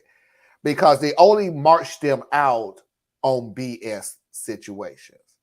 The situation that I was talking about, the guy that killed all the people at the Dollar General down in Jacksonville, and who do you march out? You march out a black person, and you march out that black person to, yeah, it was bad, but the Biden administration, see, that's what they're there for. That's what they're for.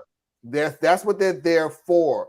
They always going to have the agenda. And remember, I've always said on this show, and I got to stop saying that because there's a lot of viewers who don't know that I've always said this. It is a lot of people who does this. They have an answer first. Then they have to construct the questions. So regardless of the situation of, well, this was really terrible to the black community that a white person who flat out said that they hate black people and they want to kill black people, and then they went out and killed black people with swastikas on their guns. So how can we twist this? Well, the answer is Biden. Well, Pick a Biden. This is the funny. Hold on, Theo. I got to finish this real quick. Pick a Biden because it really doesn't matter. Joe or Hunter. It really doesn't matter. But there's the answer already. So now we have to skew the story so we can get to Joe and or Hunter Biden. F the tragedy. I have to come up with every answer that goes to that answer. And that's when they march them out. As long as that's not an issue, they're not needed. Now, this is why I said what I said. Look at the timing of all of it. You'll see that same guy to sit there and turn that Jacksonville terrorist attack. Watch the next time he shows up and what the subject is. The time between what he reported and the event that's being reported on. It's called being a house, and I don't use that word on here, but people who is from my lifestyle knows exactly what I mean. The more PG part of it is all skin folks ain't kin folks. But back in my day, it was house. Okay. All right. I agree with what you're going with. I gotta speak up for the house Negroes of the past here. Now I know, granted, I'd be in the field. Gladly. I burn the whole fucking house down, everybody else in it, and then chase down your dog too. But just because they were in the house didn't mean they were traitors. Right? We use them as a symbol of privilege and proximity to whiteness. And oftentimes they would be your pick-me's, right? They're gonna choose protect the master over the people in the field, right? We know the story. But overwhelmingly, the house Negro, remember, they were still a slave. Remember, they were still subject to being beaten, and especially if you were a female house Negro, you were constantly subject to rape. So it wasn't no picnic, and they weren't all our enemies. But I do follow the point. Now, Tracy asked a question in here, well, why did Trump get more of a percentage of black voters the second time run? The reason why he got more voters is because the Democratic Party has been negligent towards the black community ever since the switch in the 60s. So what has happened is, after 60 years of watching the party make not even promises, suggestions that they would promise to do something and not following through, you are seeing more and more disaffected voters. And a big part of those disaffected voters are the black male voters. And the reason why you're seeing more and more of that is because what Trump was speaking to is the tie that binds. It is about economics and it's about grievance.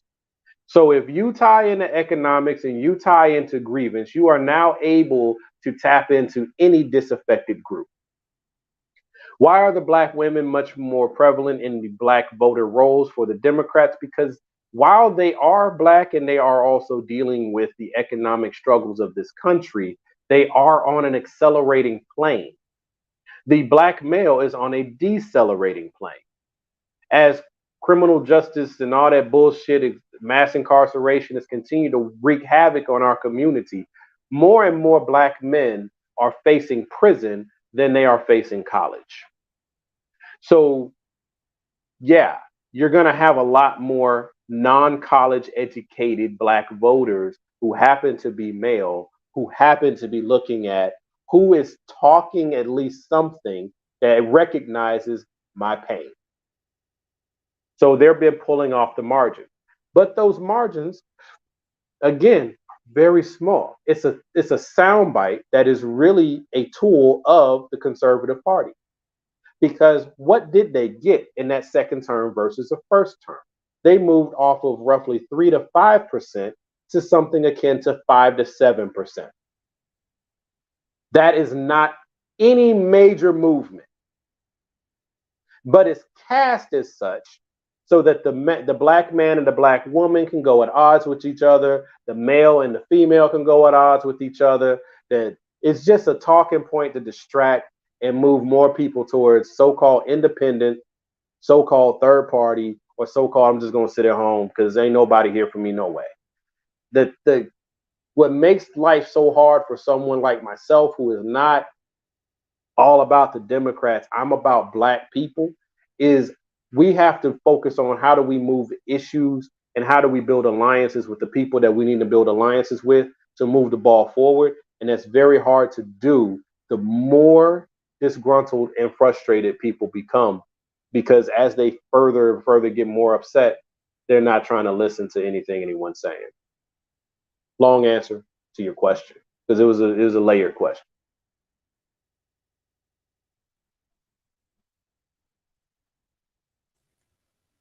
Okay, everyone, it's getting late. Let's get on up out of here. And this is a promise that I'm going to make for everybody that I am determined. I got to cut in real quick. Learn life for real. For Dang real. it, I hope you didn't see that.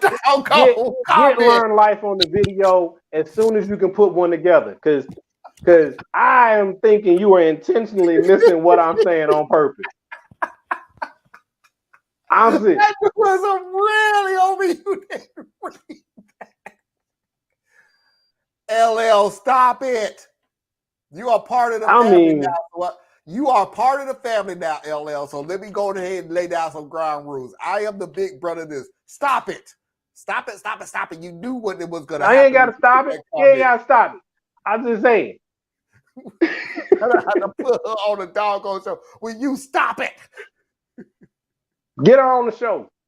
We can have a real conversation. Lord have mercy, LL. You.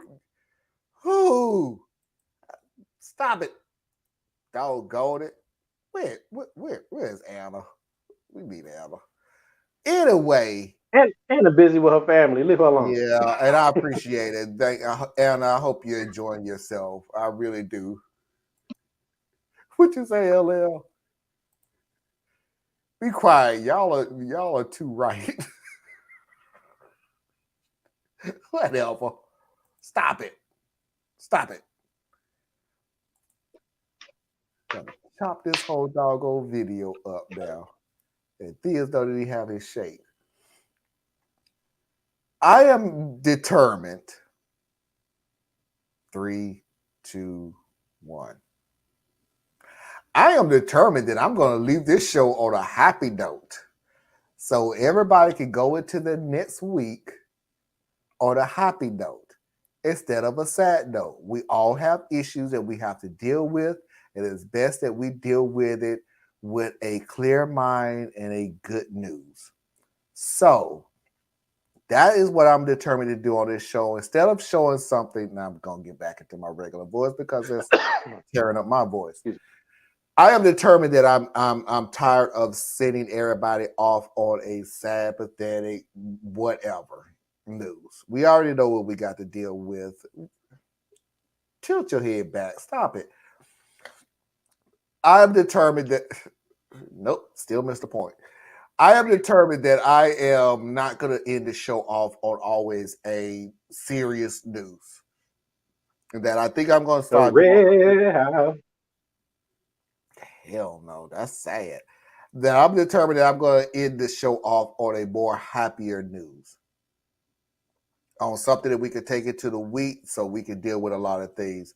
So this is my good video, the last video of the show. But don't take it from the title because Foxy was like, eh? But it is the title of the video. Today, my wife met my girlfriend. I, 32 male, am a widow. My wife passed away from pancreatic cancer 5 years ago. She was forced to leave behind our 2 kids. R 10 male, and H 7 male. My wife was the absolute light of my life. We were high school sweethearts, went to the same college, and got married after graduation. We were inseparable. Every day I fell more in love with her. It was like my heart was living outside my body. When she passed, the amount of pain I was in is indescribable. I prayed to go to sleep and not wake up just so I could see her one last time. I contemplated meeting her, but every time I was ready, my kids would look at me. They had her face, her personality, her DNA. I couldn't leave them. They were all I had left of her. It took years before I was able to function normally again. I even quit my job and lived off of savings and her life insurance for about a year. I was half the dad I used to be and only a fraction of my former self. 2 years after her passing, I decided enough was enough and I kicked myself into gear. I found a job in a different city, closer to my parents. I packed my kids up and I moved. Life was hard, but I kept chugging along and eventually I found some joy. A year after moving, I took a business trip to New York where I met my current girlfriend, Elle. While I acknowledged there was a chemistry, I told her I was already married and she understood. However, a few months later, I had to go back to New York where we met up again. I let my guard down for the first time around her. Before I knew it, she was putting in a transfer for my home branch and moving to my city. I fell in love with her and asked her out a year ago next month. My kids adore her, and though she reminded them she will never take their mom's place, they lovingly call her Mama L. Today was the anniversary of my wife's passing, an extremely hard day for all of us. This morning, I walked into the living room to find Elle and my kids waiting for me. The kids were dressed in their church clothes with goofy smiles on their faces and bouquets in hand. Apparently, Elle came up with the idea of a picnic at my wife's grave, an idea that the boys loved as they enjoyed going to see their mom. While I was sleeping, they prepared food and flowers. They insisted on wearing their best clothes. I'll admit that I cried at the sight of them. I don't know how I got this lucky twice in a row. I wanted my wife to meet this amazing woman, so I asked Elle to come along, and she did. The day that I dread every year turned out to be a humbling reminder of the reason why I stayed on this planet. To my lovely wife, you can never be replaced, but she is good to me, and she takes care of our kids like you would. Thank you for sending her to me.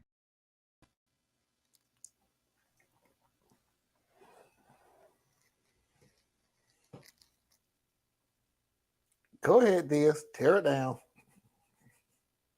You have that look on your For face. you, Marlon. For you, Marlon, I will not.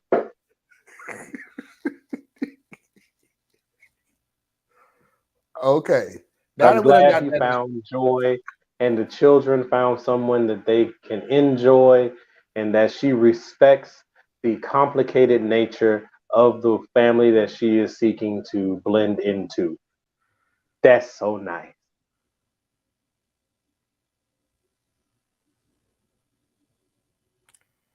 Go ahead, Diaz. Yeah, seriously, that's all I got, man. That's cool. Grief is a complicated thing, and I'm glad he found his way through.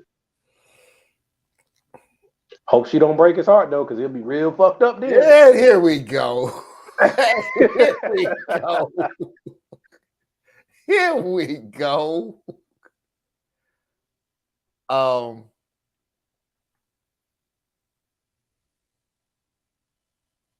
Without me shedding tears, obviously.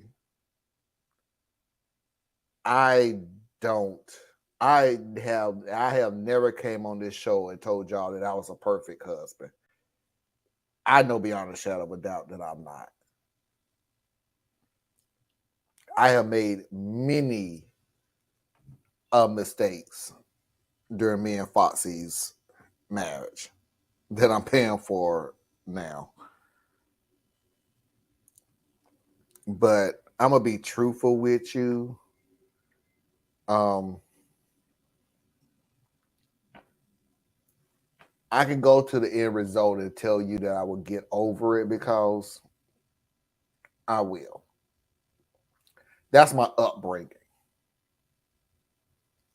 That you go to deal with tragedies, take as long as you need, and then we're gonna put it to the side. That's always been my upbringing, and it probably saved me from a lot of traumatic events in my life. But I can tell you this. I don't want to when it comes to this. I don't know where my life would have been without Foxy. I don't want to know. Will I get over if something would happen to her? Be honest with you, yeah. Would I get married? No. No. I doubt it. I mean, there's a strong sense that I doubt it would. I would find anyone that's like what I have now. I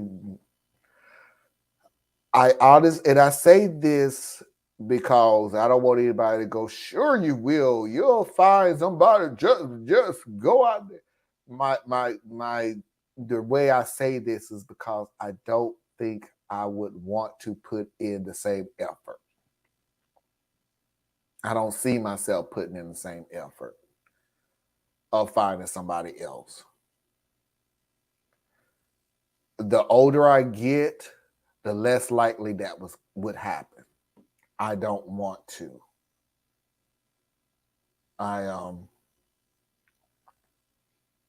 Now, on a jokingly point of view, just so I don't take everybody down and despair. You were talking about me. Ooh, good Lord. So you was talking about me. Ooh, good Lord. But to put a fine point on it is because I ain't got the energy to try to start over again. Hey, what's your name? Such and such. Hey, what's your name? We ain't that close. We ain't got to know all that. No. Can I spend a night? No. Yeah. We going out this weekend? No. I don't think so. I got football this weekend. So no. But I thought it was a sweet story. I thought it was nice, something that we could go on. So, I mean, technically, the wife did not. Oh, jeez. I mean, we don't know now. We're gonna see some movies. With effort, I cannot see myself putting forth an effort to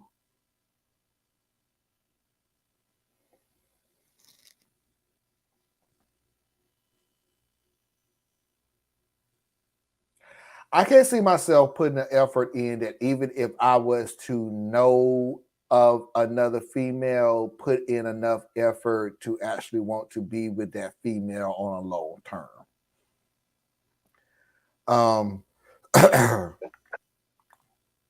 That's just me. I just can't see myself doing that. Let me put it to you this. I'll give it to you, Thea, because I'll put it to you this way, because I'm gonna come off sound like an a-hole with it, and I was trying to find a way of not saying it, but I don't have a better way of saying it. After Foxy, I honestly would not give a damn enough to put in enough effort to get to know somebody else. Seriously. I would probably wind up being the biggest whore in the face of the damn planet because that's pretty much, being honest, sorry. I don't want to. Seriously, I don't. Your name, your likes, your dislikes, your background, your income, your family, your friends, where you came from, where you're going. No, I don't care. That's interesting. It is. Yeah, because for me, because funny that I would say this, but I'm a complex mind, but I'm a simple man. Hey. Party foul. Flag on the play. Flag on the play.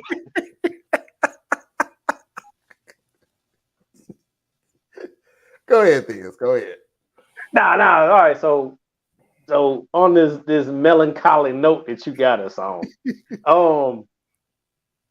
so something ever happened to Tiffany? First of all, I already know ain't gonna be no getting married again for me as far as I can tell. Okay. But to speak to the like, no, I would never get over it. Right? We got married when I was 28 years old. So we've been together really for like 20 though, like 20 years. So my identity, my personality has already been tailored in such a way that it just kind of fits with this person. So when you were asking evil ways, you were like, effort. Yeah, so the effort is, and this is, it's hard to kind of put the words in a way because I'm going to go at it like people who've been in long-term relationships where they are moderately happy. There's a lot of effort that goes into it. A lot. You are remaking yourself and they are remaking themselves to be compatible with each other. So you're giving up things and you're taking on things and shifting perspectives and priorities and all these different things that you didn't have to do before, right? The way that, this is going to sound silly, but the way that she likes to fold her towels.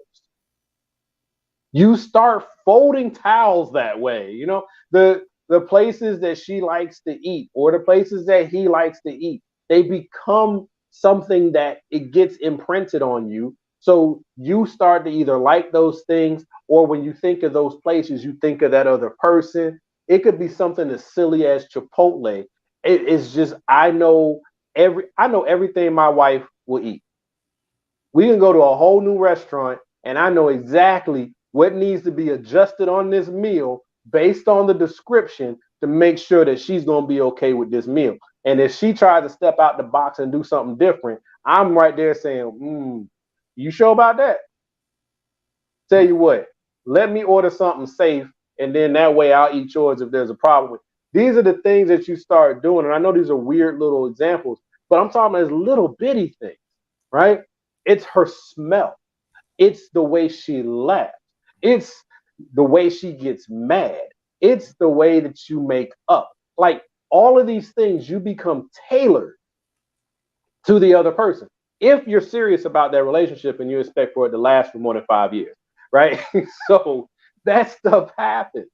And it takes a lot of effort because you have to be willing to give things up that you don't have to give up. You're doing it because of the other person. Sometimes doing it almost instinctively. You're just giving certain things up, or you're shifting things about yourself to make that other person happy or content. So that's why when you see effort, that's where I hear effort, right? And dealing with, I only deal with women, so dealing with a woman, that's real fucking hard, man.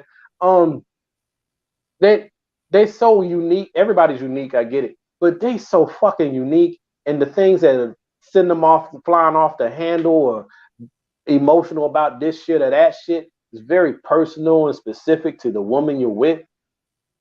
To start over and you got to get through the early bullshit, right? Where you scared of talking to each other and you trying to navigate, and is your representative talking to her representative, because neither one of you can truly be yourself. And then you got to work through that. And then you got to go through new trials and tribulations and grow together and all that. That's some fucking work. I ain't doing that again. Right? I did that right here. We good.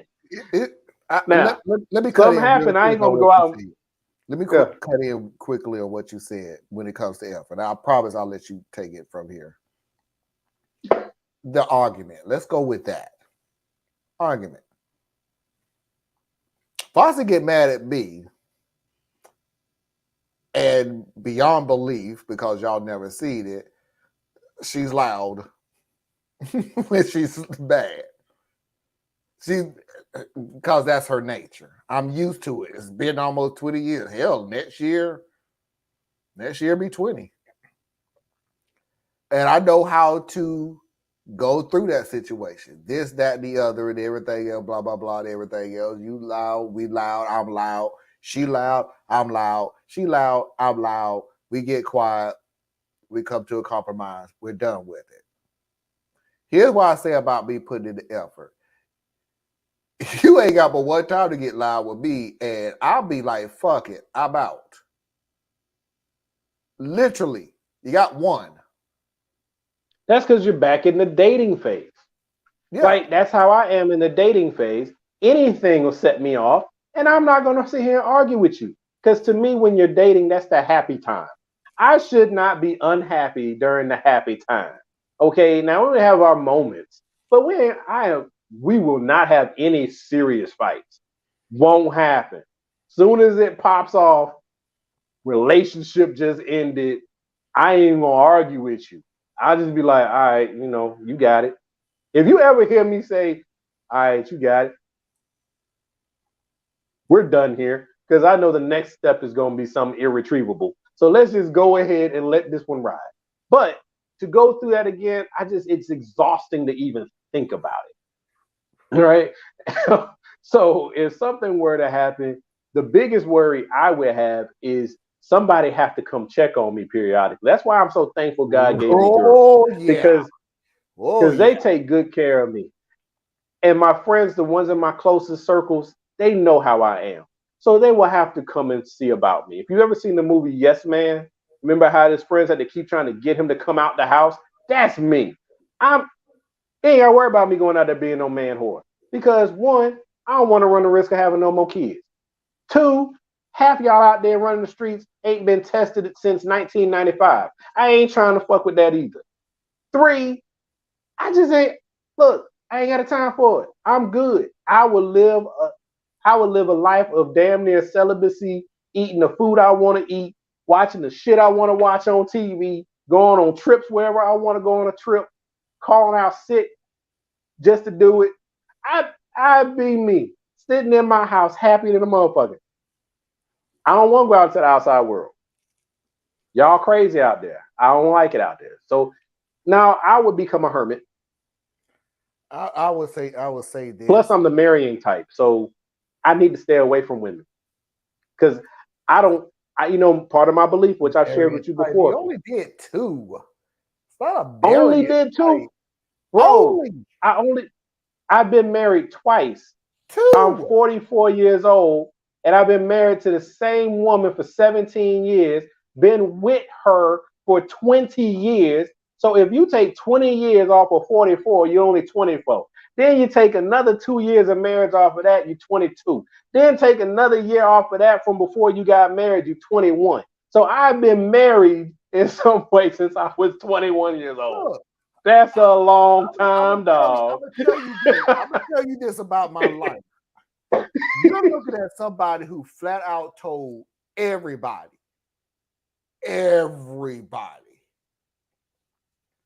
I'm never getting married, and I'm telling you verbatim. I'm not. I knew I was getting married because I can't see myself being. That's the last face I see at night and the first face I see in the morning. I can't see how y'all can do that. Have fun with it. I can't see nobody having no more than 2 kids. I don't know what happened. That's the problem. You spoke on that shit and it came back and God laughed at you. It beat the lip. Man, I might as well have been bent over. That logic beat the crap out of me. I'm laughing at you away. I'm gonna look at it later. The logic of what it took for me to get married is phenomenal. On top of the fact that, and she'll never admit that, on the fact at the top that she gave me 2 years. I understand it now, but I have to give her grief because it's just funny as crap to me now. But she gave me 2 years. I literally proposed to her. I proposed to her during the Super Bowl where Janet Jackson was exposing her inflated boobs during the Super Bowl. So first of all, those things are natural. Second of all, and that's what you get for natural. That's all I got. That's what you get for natural. But that's what I proposed to her. And she's still mad at that. You proposed over a titty? How the hell would I know she was going to do that? It's the Super Bowl. Who the freak knew she was going to do that? I didn't know she was Take going my ring. Not the ring on her nipple, but the ring I'm putting on your finger. I did not know she was going to do that. I stand opposed to that logic. That I didn't know she was going to do that. It was the Super Bowl. Who knew she was going to do inflatables? But my point is, hey, women out there, if you got augmented breasts, that was your choice, and hopefully you got a good job done and they're beautiful. What do you say? Damn, you need a vacation. Yeah. Thank you, Learn Life. Well, I think it was part of the routine, and then because of the That's what fucked I'm up about to say. society that we Technically, live in, no, she that got was all a the blame. routine. Yeah, That's that what was a I think routine. happened. That was a routine, LL. Don't even try that. No, but part of what LL's leaning towards is true though, because in the fallout, whether it was a routine or if it was an actual malfunction, secondary to the fact, all of the dragging happened to Janet. Didn't happen to Justin. All the dragging happened to Janet. She was the one that showed her breast. You're right, Tracy. Good night, Tracy. Have a good night. We're going to go ahead and get up on out of here.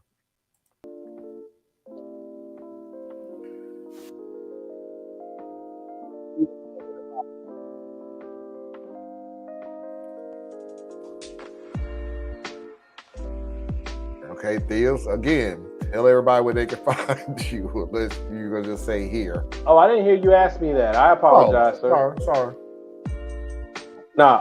Yeah, so right now you really can't find me unless you find me on Marlon's show. So every Saturday at 9 when I'm not otherwise occupied. Sunday at 8 if I'm not otherwise occupied. And then you're gonna have more Complex Mind content. I'll start dropping that shortly. And then the core project will be following. Well, at this point, I don't know when. I still trying to get it in by the end of the year, but stuff just keeps coming up. You can find Tracy on Tracy Carson. You can find her on her shows, on her YouTube videos. Please go ahead and subscribe to her. Take a look at some of her videos. You can find Anna probably on these shows, amberelia.com, on YouTube. Again, learn something that you didn't think you need to know, but you should. So, for Thea's, for Tracy, for Anna, ladies and gentlemen, boys and girls, children of all ages, non-conforming and individuals, and of course, for Anna. I'm assuming you're LGBTQ until you... That is our show for tonight. I appreciate everybody that came out tonight, which is truly amazing. Great discussion. I truly appreciate it. And until next time, we will see you when we see you. Peace. I guess Lindsey Graham won't be running for president after all. He'll run. He'll pretend I hope Chris Christie